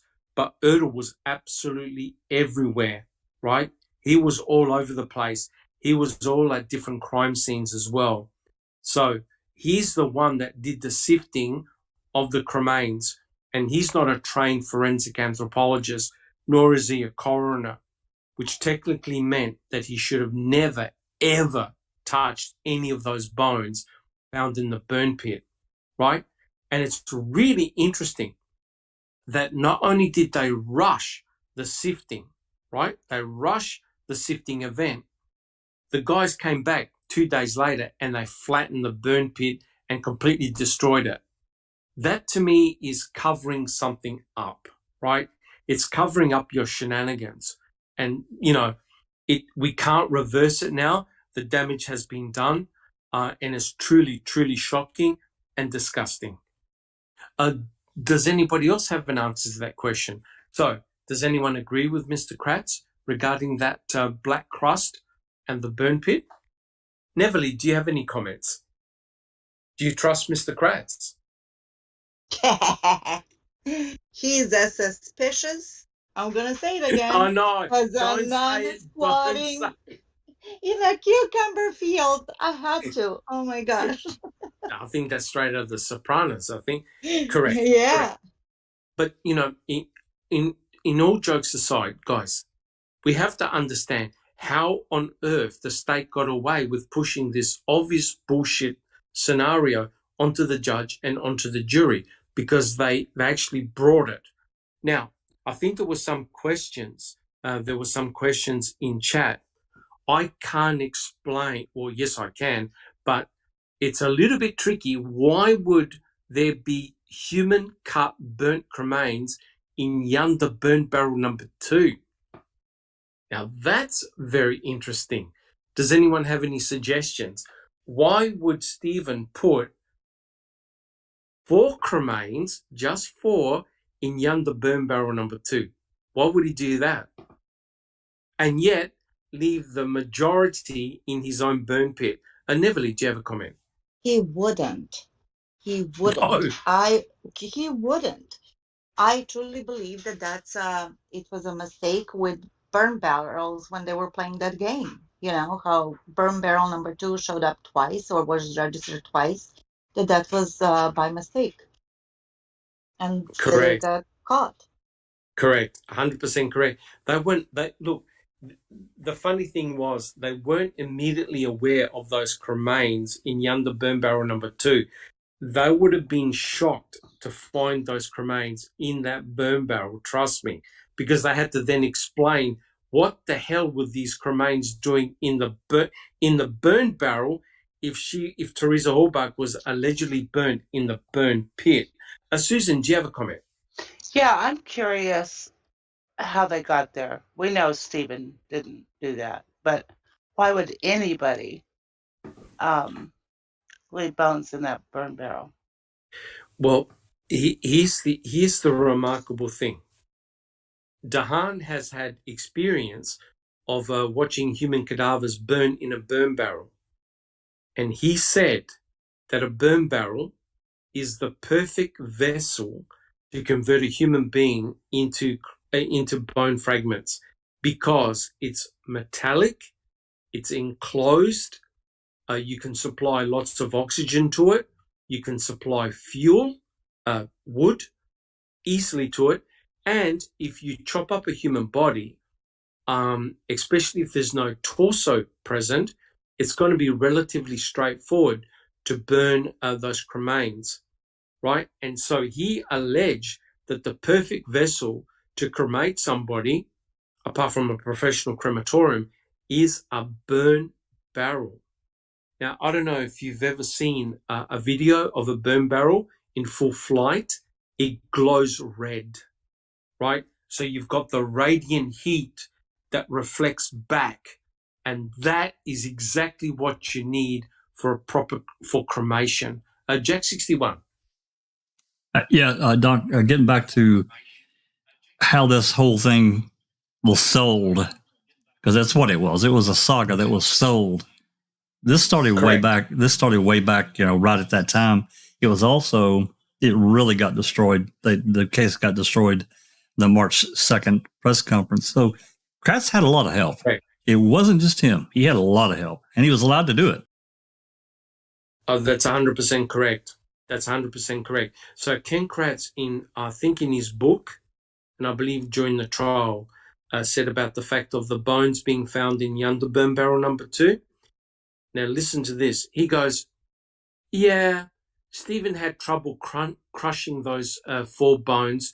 So he picked up the 4 bones. Now, mind you, these bones are only a couple of inches big. And he had hammers and he had other tools. But Stephen Avery decided to pick up 4 bones and walk all the way to his sister's burn barrel and dump them in there, right? Which is completely ludicrous that if Stephen Avery was going to move any cremains, all he had to do was scoop them up like Earl did, put them in a couple of buckets and go in a forest or far, far away and dump them way away from his property. And no one's going to find them.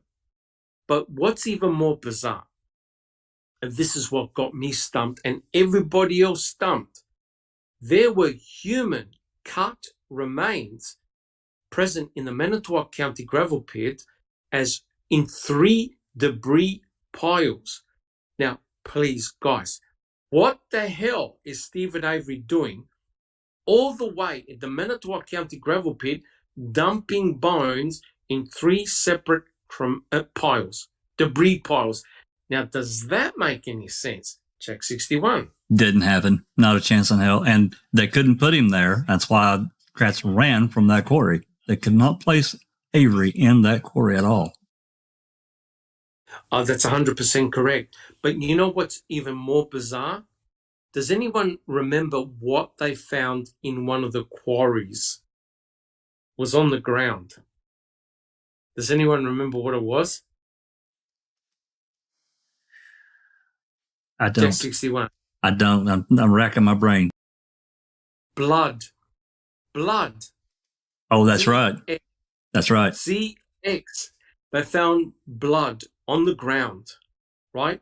And Cherie Cohen was able to get a full male genomic profile that didn't belong to any of the Averys nor Dasseys.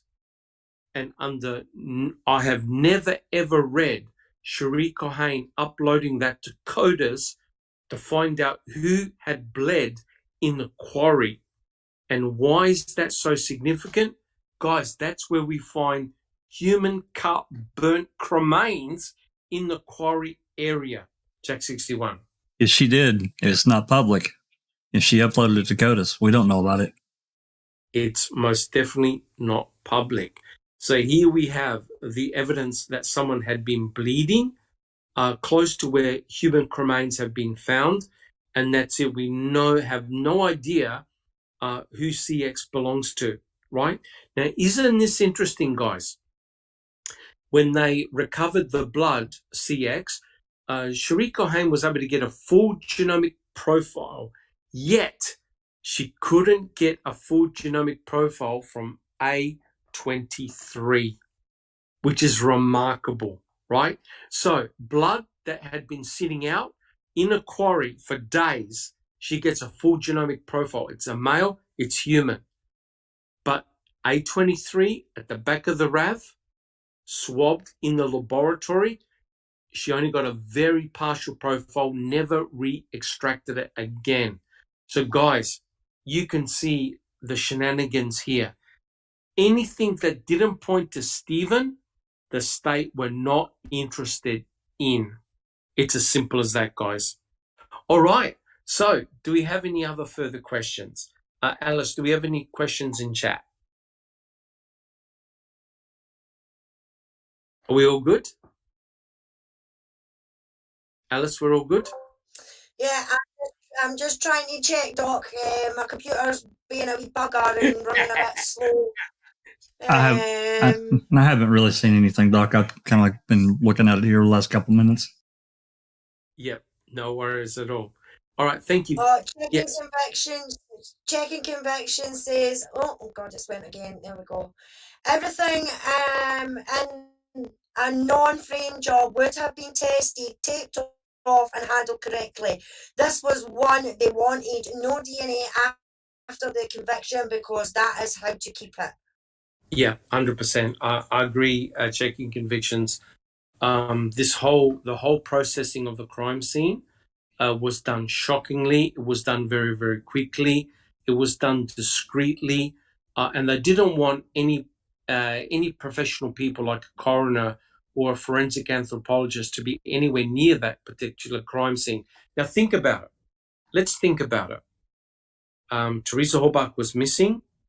They found remains. Well, what was the rush in processing those cremains?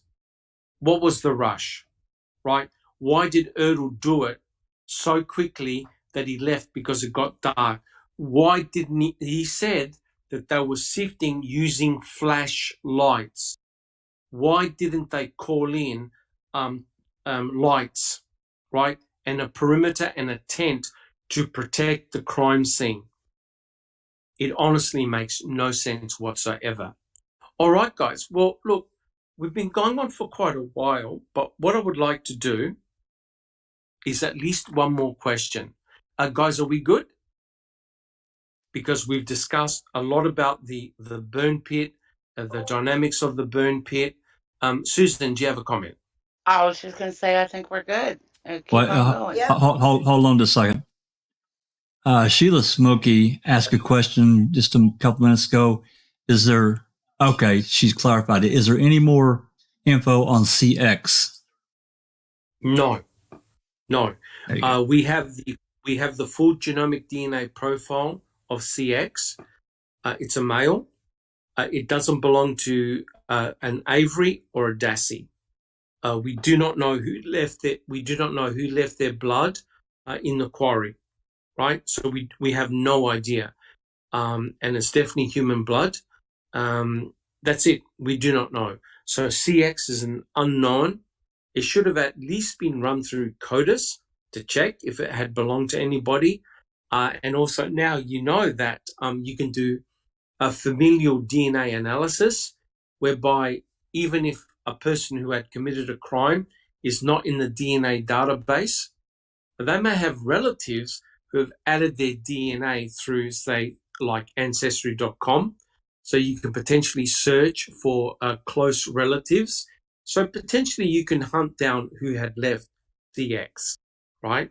So yeah, no, we don't. Unfortunately, we do not know who CX belongs to.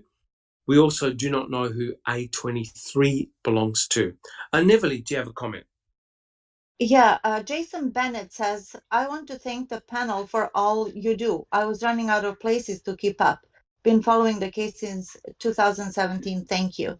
And you're most welcome, Jason. We're glad you're here. We congregate on Saturday at this time for a podcast with Dr. Silkman. And then during the week, we have two more, which is Open Mic, read by Jax, and the other one by Sunshine Christina.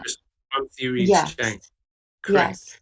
Correct. And If then, no, keep going, Neverly. R. Williams says, I have a question, please, but I don't see his question. In the meantime, Anthony Hills says, what was item W? Item W was a buccal swab of Stephen Avery. Please don't get me started on item W, because I'm going to go into another tirade with Cherie Cohane. Item W was a buccal swab that was taken, I believe, in 2003. Item W was used to isolate Stephen Avery's genomic DNA, and Cherie Cohane put it in a report, basically stating that his DNA didn't match the pubic hair DNA, and so hence it couldn't have been Stephen that had left his pubic DNA, pubic hair on the pubic hair region of Penny Bernstein. But what is bizarre was that there was actually no need for item W, because when Cherie Cohen had extracted the DNA from the pubic hair, she uploaded that DNA profile into CODIS immediately and got Gregory Allen, which means that Stephen Avery was exonerated. It wasn't him.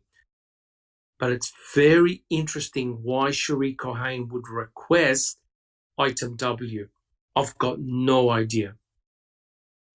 Neverly, do you have another comment? Okay. Yes. R. William asks why, and if they found Teresa's remains at Cuss Road and the quarry, why would the killer leave the remains in two places? It doesn't make sense. No, it doesn't. And you see, it, as I've always stated, and our panel has discussed many times, it depends on what was found at Cuss Road, right? You don't know what actually was found at Cuss Road. Fallon and Kratz alluded to that there were bones, but you never know. There could have been electronics. There could have been some form of identification that pointed directly to Teresa Horbach. So think about it.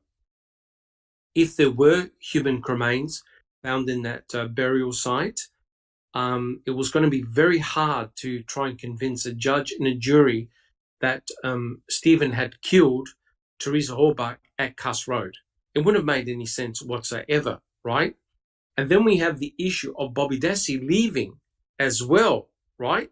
So you now start to point the finger away from Stephen, and you start to point the finger potentially at Bobby Dassey, right?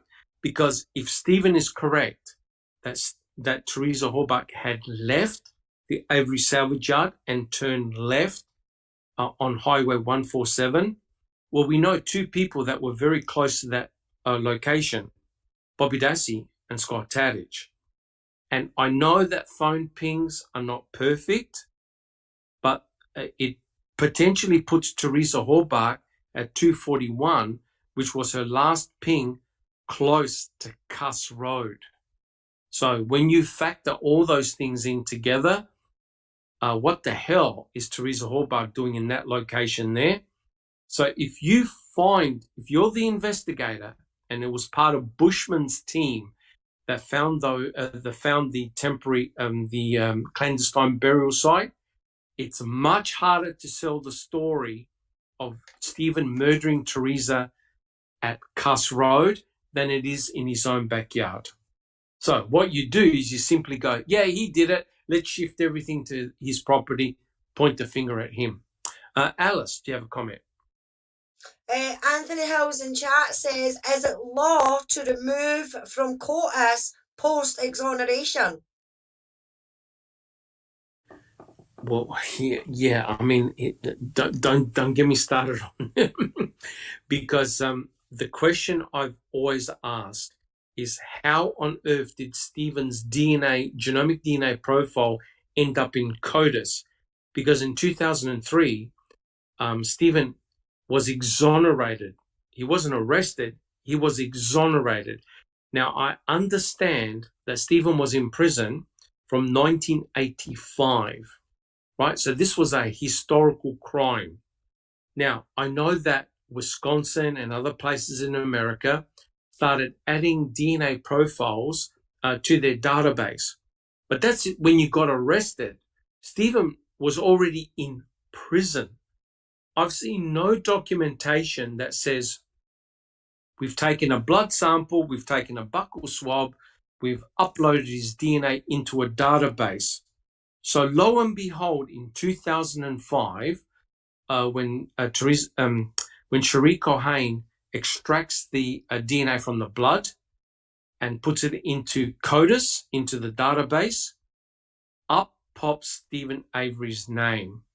So the question is, when did Stephen Avery's genomic DNA profile get uploaded into CODIS?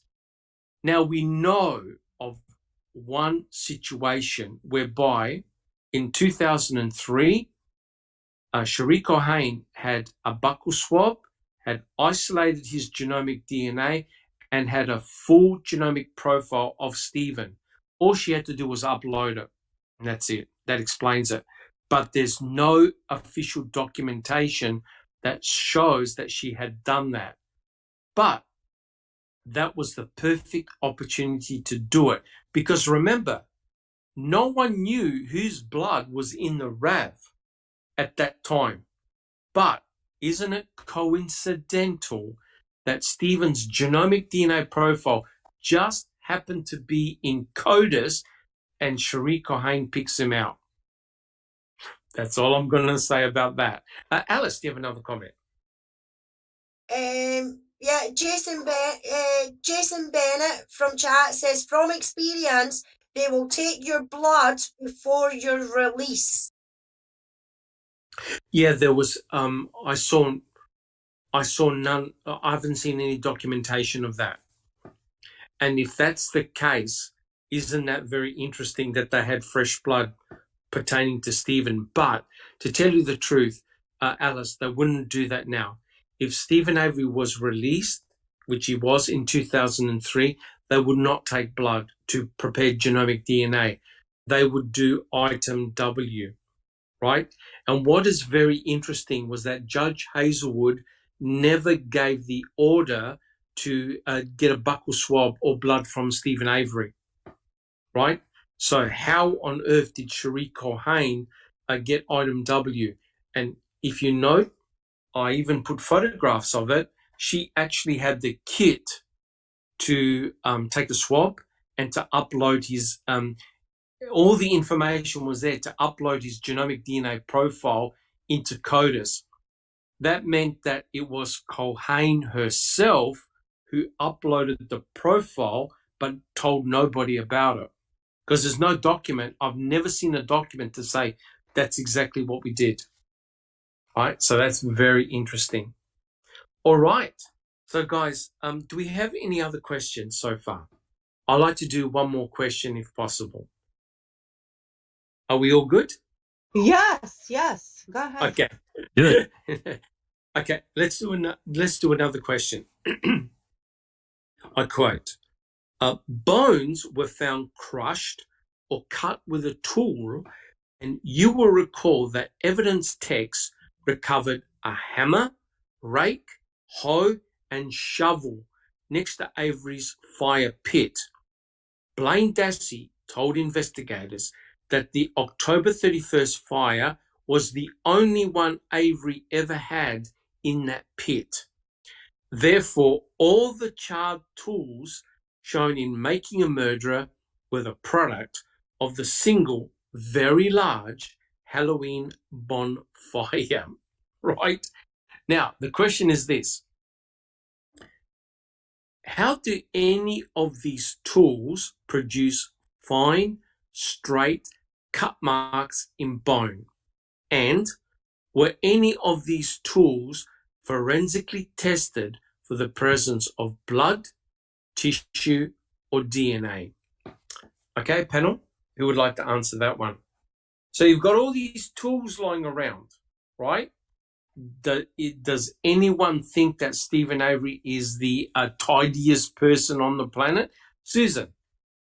It's impossible to make those cut marks with those tools. It just, that is just ridiculous, Kratz. I mean, come on. You're so stupid. But you know what's amazing, Susan? Yeah. In Dr. Eisenberg's report, she even says cut by a blade and there were also curve saw marks. So they were not done by a shovel or a rake. They were done by a blade. And are you trying to tell me that they actually left the blade on the ground and they never picked it up? Right. I also don't believe that was the one and only fire he ever had. No, that's ridiculous. Yeah. That's ridiculous. There are phone calls saying that Stephen was burning the brush that was belonging to Josh Redont. So he probably had several small fires going on. That clearly.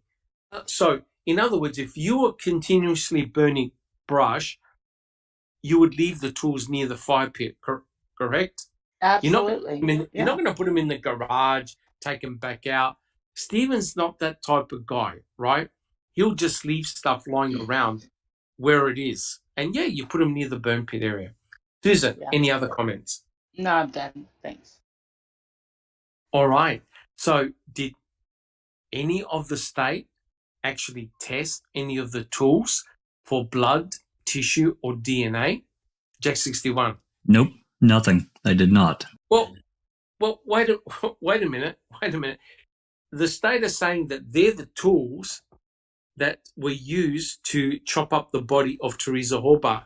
Then how come none of them were tested? Just use them as a prop. This is salacious. This is, well, all I have to do is say the words, and people are going to believe it because it's so terrible. They're not really. They don't understand that. Correct. Taking that detail of really needing to forensically test and find out what is on those tools. It sounds Correct. terrible, so it must be true. And we don't really like that. We don't really like the Averys anyway because they're out there at that dirty junkyard. So. 100% correct. Imagine what great evidence that would be for, 100%. Teresa's DNA. Yes, on it. yes. It's ridiculous. If you can connect the tools to her death, then that's going to make Stephen Avery, Brendan Dassey look guilty as sin, right? Because how are you going to explain it? You can't. But obviously the people that were looking at these instruments and tools saw nothing on them, probably a bit of ash, but they obviously saw no tissue, no bones, no nothing. So they were left there. They weren't even picked up, including a blade. But I tell you who had a bone saw. Does anyone know who had a bone saw on the property? Was it Earl? Not Earl. Bobby Dassey. Oh, Right. Bobby. Yep, he had a bone saw, right? And I remember, I forgot the name of the guy. We discussed him. The one that dismembered his next door neighbor. The guy that just recently died. Neville, help me. There's Oh, Yes. He actually went to the hardware store and bought a bone saw, a proper saw to cut bone. Bobby Dassey, of course, had one because he dismembered the deer. I remember the picture of the deer hanging up, right? So I don't believe they tested that bone saw, but you can see there's a picture that actually shows the bone saw on the ground. That's the type of instrument you need to cut through bone. Potentially very sharp knives can do it as well. So all the instruments were there to dismember a human being, right? But none of them were tested, which is rather bizarre. Now, if there's no further comments, Jack 61, do you have some of those slides that I forwarded to you, especially the ones from Dahan? Yes. Do you have those? I do. Yeah, I do. If you could put them up, I'll Yep. see if I could read them on my screen. Okay, you want there's some testimony here, and then there's a slide that's got number 10 and 11. Yeah, there's some information regarding Dahan. He wrote why Teresa Horbach wasn't burned in that fire pit. Let's pop them up if you can, and I'll tell you which ones are the relevant ones.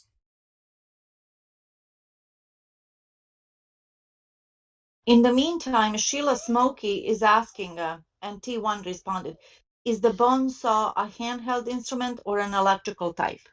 Handheld, correct. So thank you, Jack 61. So what I'd like to do is to finish the podcast here. We've been going on for quite a while. Now, look, John Dahan is no dummy. He's written a few books and he's written many papers. He is a forensic expert on burning bodies, right? Burning human bodies. So he understands what to look for. And I'd like to read this out. This is very important. So Dahan actually did an affidavit for Kathleen Zellner. I'd like to quote here. It is further my opinion that the body was not burned in the burn pit for the following reasons. A, the reported lack of anatomical continuity of the remains, which means that you don't see what you would normally see if a person was burnt in situ. You see the skull, the shoulders, the ribs, the pelvis, the legs. You see none of that. None of that was photographed. So you see no anatomical continuity. B, the absence of more massive bone fragments. So things like the skull, the pelvis, the ribs are very, very hard to burn. The spinal column, they tend to survive from burning. You don't see any large bone fragments. Everything is tiny bone fragments, right? So you see no large structures. The head is actually quite hard to crush. If you've ever seen a professional crematorium, what they do after the cremation event, the person gets a large metal bar and has to crunch the bones down, because the remaining bone fragments, some of them are extremely hard to burn. And someone made the comment in chat, BW Haggis, yeah, there was no vertebrae, or probably parts of vertebrae, but you don't see a spinal column, anything like that, of the hip bones. Her whole body was converted to tiny bone fragments. Jack 61, did you have a comment? No, sorry, Doc. I was unmuted a minute. I forgot to remute. No comment. No worries. Thank you very much. And point C, the absence of pyrolysis products in the soil of the purported burn pit. That's a real big one. So when you burn someone, because of the fat, because of the tissue, you're going to have like a black glue residue on the bottom, right? It will sink towards the bottom. No one had noted any of that, and no one had noted any foul, offensive smell. You could imagine it would linger absolutely everywhere. No one had reported that.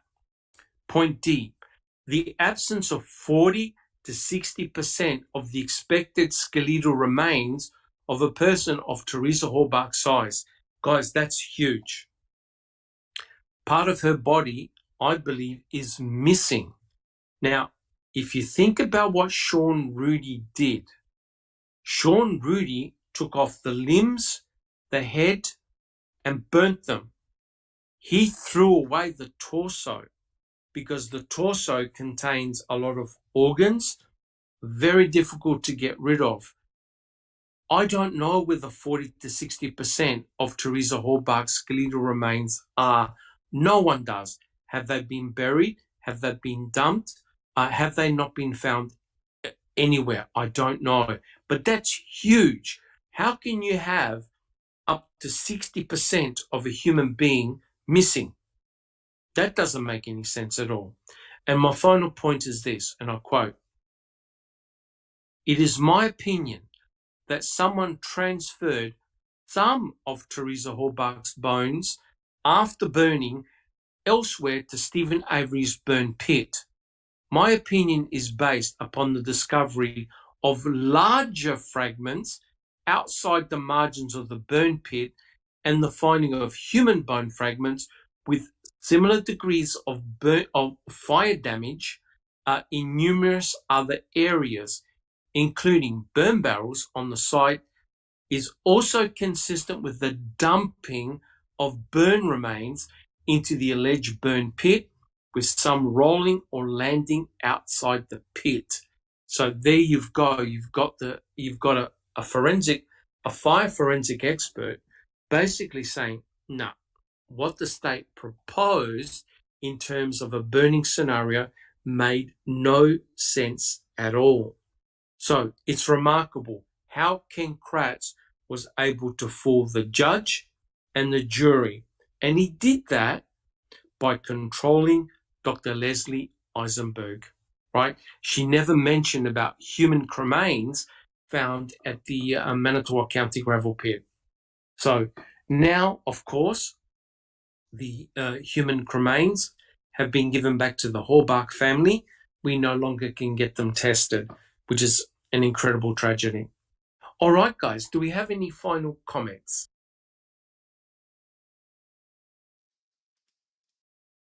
Jack 61.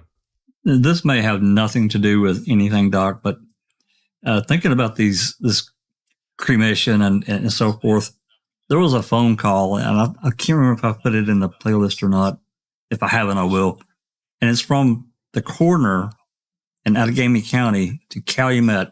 I think it's on the 11th, reporting, or actually he's calling to say that there's been a cremation death, and he feels like that it belongs to Calumet County, and he wants to talk to Glazer. And they said, well, we passed the message, blah blah blah. I just thought that, and as far as I know, that conversation goes unexplained. It may not mean anything. I don't mean to leave any innuendo out there. It is odd, though. Yes, it's an odd call. Yes, correct. The other important point that I would just want to make here, guys, is that to convert a human being to those bone fragments, you need very, very high temperatures, right? In a professional crematorium, it takes around about 2 hours, around about 1700 to 1800 degrees Fahrenheit, and the heat has to be concentrated. That burn pit, I'm telling you right now, didn't burn any human being. And it looks, and even Dahan admits, it looks like cremains were brought onto the property. Now, isn't that very interesting about the alleged clandestine burial site, and Fallon and Kratz admitting that the reason why they had to keep on getting all these search warrants was because they kept on getting all these investigative leads. And one of the biggest investigative leads is if you're finding cremains and other potential items at the clandestine burial site.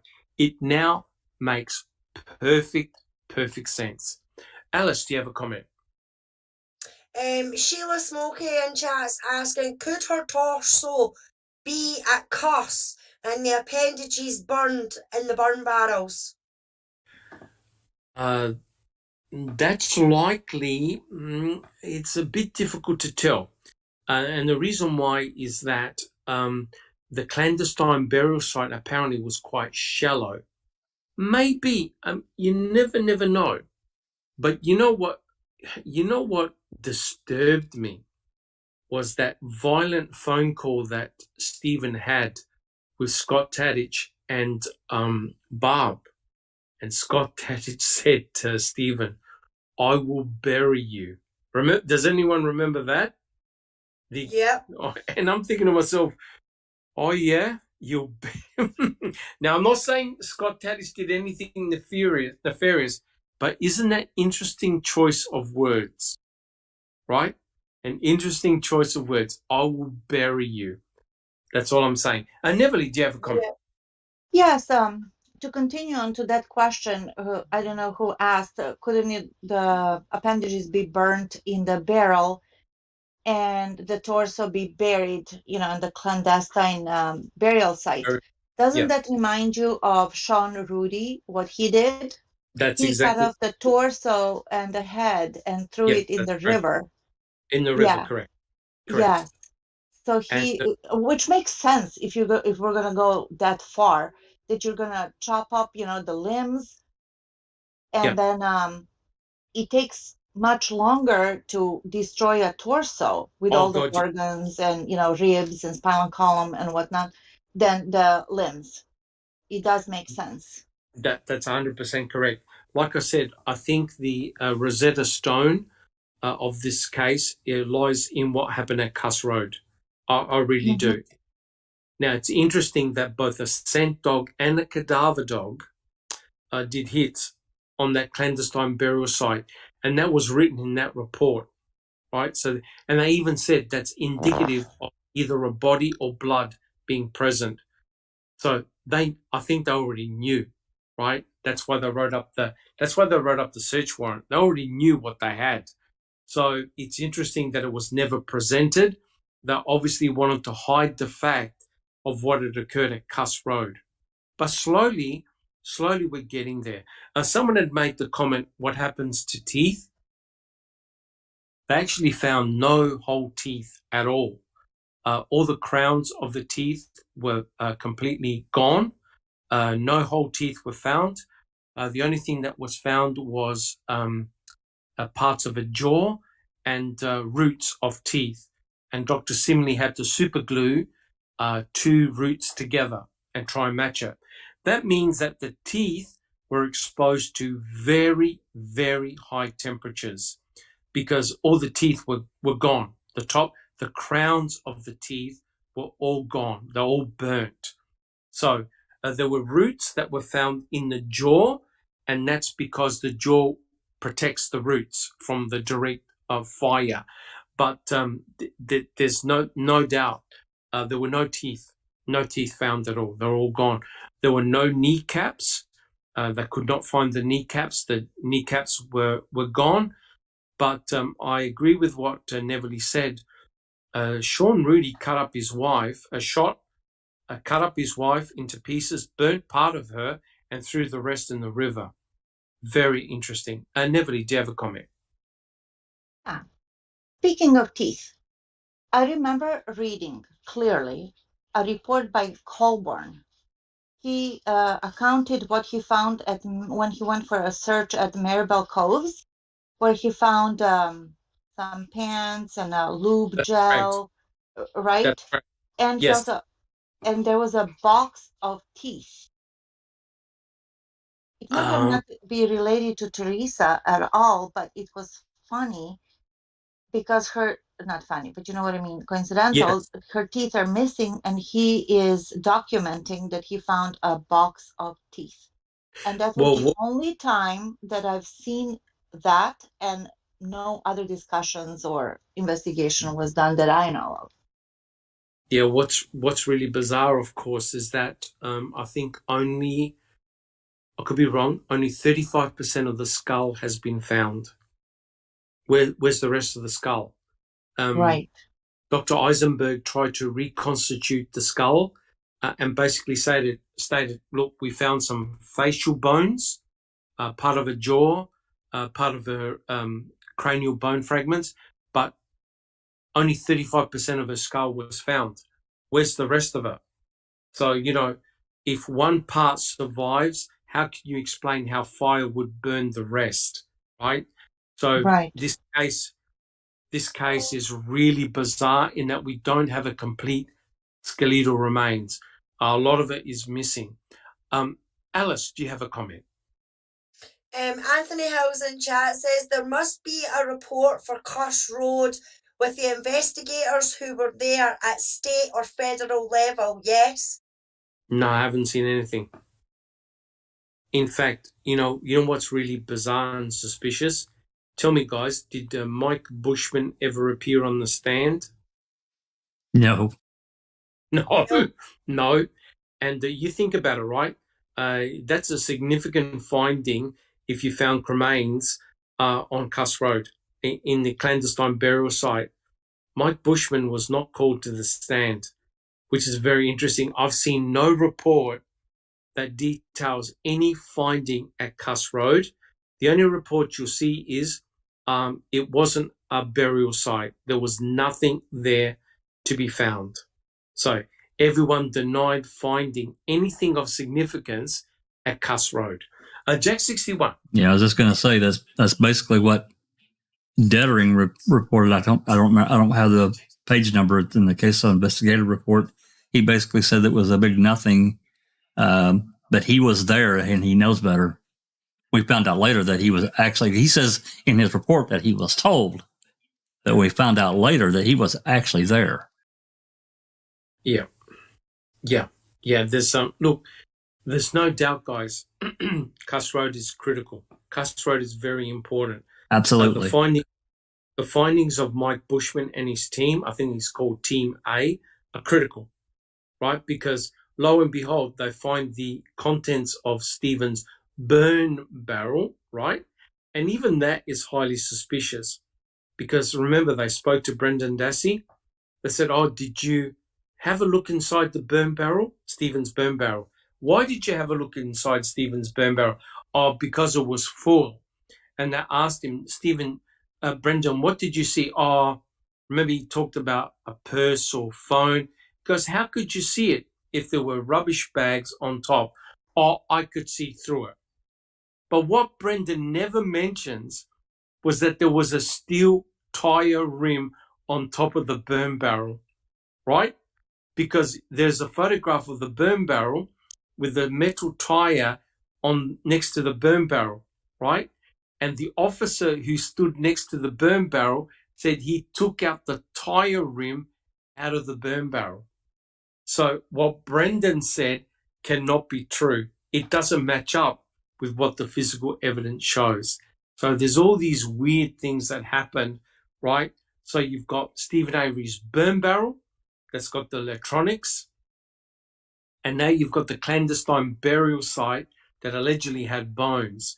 So isn't that very interesting? Yet Mike Bushman doesn't appear on the stand. And tell me, Jack 61, did Mike Bushman actually write a report? No. So, Nothing. yeah, so, you know, it just blows my mind. But look, sorry, Alice, do you have a comment? It's actually Graham Holberton that's joined us in chat. He says, Yes. I was just thinking electronics may have been burned separate from the body. Otherwise, melted body fat and blood, etc., should be melted in with the items or plastic in with it. Correct. They may not, the electronics may have been burnt separately or in a different location. There's no evidence that they were co-burned with a body. Correct. Now, the question is, what was found at Cuss Road? Were the electronics found at Cuss Road? Right, they pointed to Teresa Horbach, so they knew that she had been cremated or whatever. Or did they, according to the report, they found bones, right? But they could have found, in other words, the burial site could have been like a halfway stop point whereby Teresa Horbach could have been cremated elsewhere, and they temporarily buried parts of her body and other electronics and other items, and they temporarily buried them there. We don't know. Mike Bushman hasn't written a report. Mike Bushman didn't appear on the stand. It's a black hole. We have no idea.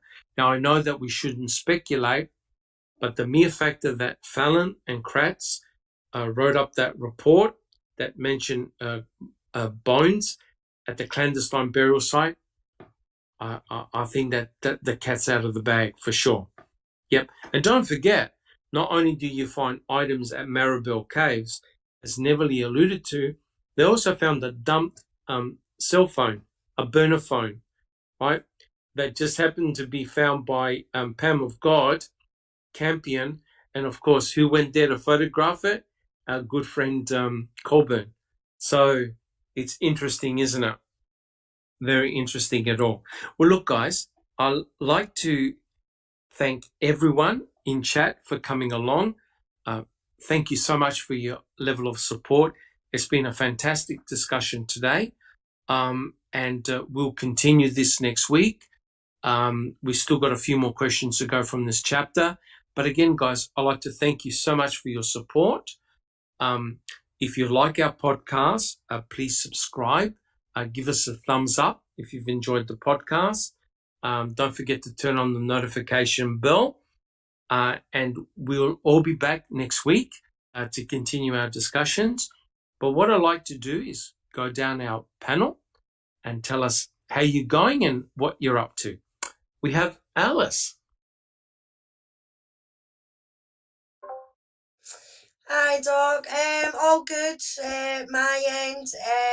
Just been fascinated the last few weeks with the Johnny Depp and Amber Heard case, or Amber Turd, as I like to call her. Because the amount of stuff that's coming out on that proves that, so far anyway, in my opinion, that she is nothing but a liar, and she tried to use a movement that means so much to a lot of people to boost her career and make people feel sorry for her and things like that. So I could go on and on and on, but I'll stop there. So, all good, and can't wait till Monday to the start of the trial. Fantastic. Thank you so much, Alice. We have I Don't Recall. I'm doing pretty well. I enjoyed listening to those that new podcast, Open and Shut, about issues with prosecution in Wisconsin. So that was pretty interesting. Fantastic. Fantastic. Thank you so much. I Don't Recall. We have Susan. Yeah, I'm just getting ready to Netflix chill. I think I might check out the John Wayne Gacy tapes. Have you watched that? Not yet. That I've been actually watching The Sopranos, which is got me hooked really badly. But yeah, I'll definitely check out that one for sure. Yeah. Okay. Have a good night. Thanks. Thank you, Susan. Thank you. Next, we have Jack 61. Yeah, thanks, Doc. Thanks for everyone that came today and participated, covering this really terrible case, really tragic case. Been doing pretty well. Been going through various calls of people seen. I've uploaded several, created videos of these specific things and try to get them uploaded to, narrow the focus for researchers, the people that want to, really dive in and don't have to, filter through a lot of other stuff. There's a lot more that's going to be added. Been doing that. We took last week off from the open mic. I think tomorrow, what I'm going to do, I had actually several things on my plate to talk about, but I think it might be interesting to just open it up for discussion. We can talk about pretty much anything in the case. I mean, I've been kind of following the Johnny Depp and Amber Heard case, civil case too. It's very tragic and interesting. Yes. But, I think that, for the case, there's so much that we can talk about and start putting, because, we spend a lot of time researching and trying to put things together, but to get people together as a group and put things out there, calls, photos, whatever people want to talk about. I think that's what I'm going to do tomorrow. See where we go. Fantastic. Thank you so much, Jack 61. And again, thanks to you and Zoe for uploading those phone calls. They're fascinating. Absolutely fascinating. Oh, absolutely. And your brother, yours too. That the key call, the key calls was his idea to do that. And it's really an excellent tool for people that are researching it. It's so helpful. So I have to thank him and buy him a couple of beers. Yeah, and Uriz has significantly contributed a hell of a lot. And if you haven't seen his clickable map, come and check it out. There's a lot of very useful information there. Plus, he's also done many spreadsheets. He's also done the Airtable, is that correct? Linking up tag numbers and photographs and stuff like that. He did, and he's also got another spreadsheet of all of the DCI reports, and there's a mini summary at the end, and that is so helpful as well. Yep, it is. It is absolutely unbelievable. Susan, comment. Joris also did that helpful little video of how to use that interactive map. I found really helpful. Yes, the interactive map is incredible. Good, an excellent summary. And finally, we have Neverly. Hello, Dr. Silkman. Thank you very much for being such a great leader in all of this. The chat was popping the whole time. It was great to see. Awesome questions, you guys. Thank you very much. We really do it all for you. Education is key. The more we know, as they say, the more you know. I can't sing, but that's the commercial. So yeah, all is well over here. Good to be back. And at one point, I was away for like 3-4 weeks. And at one point, I was like, Steven, who?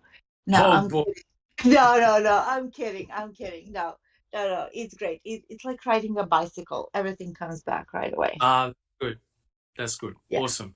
Thank you so much, Neverly. You're Well, welcome. look, I'd like to thank the panel for their wisdom and for their comments.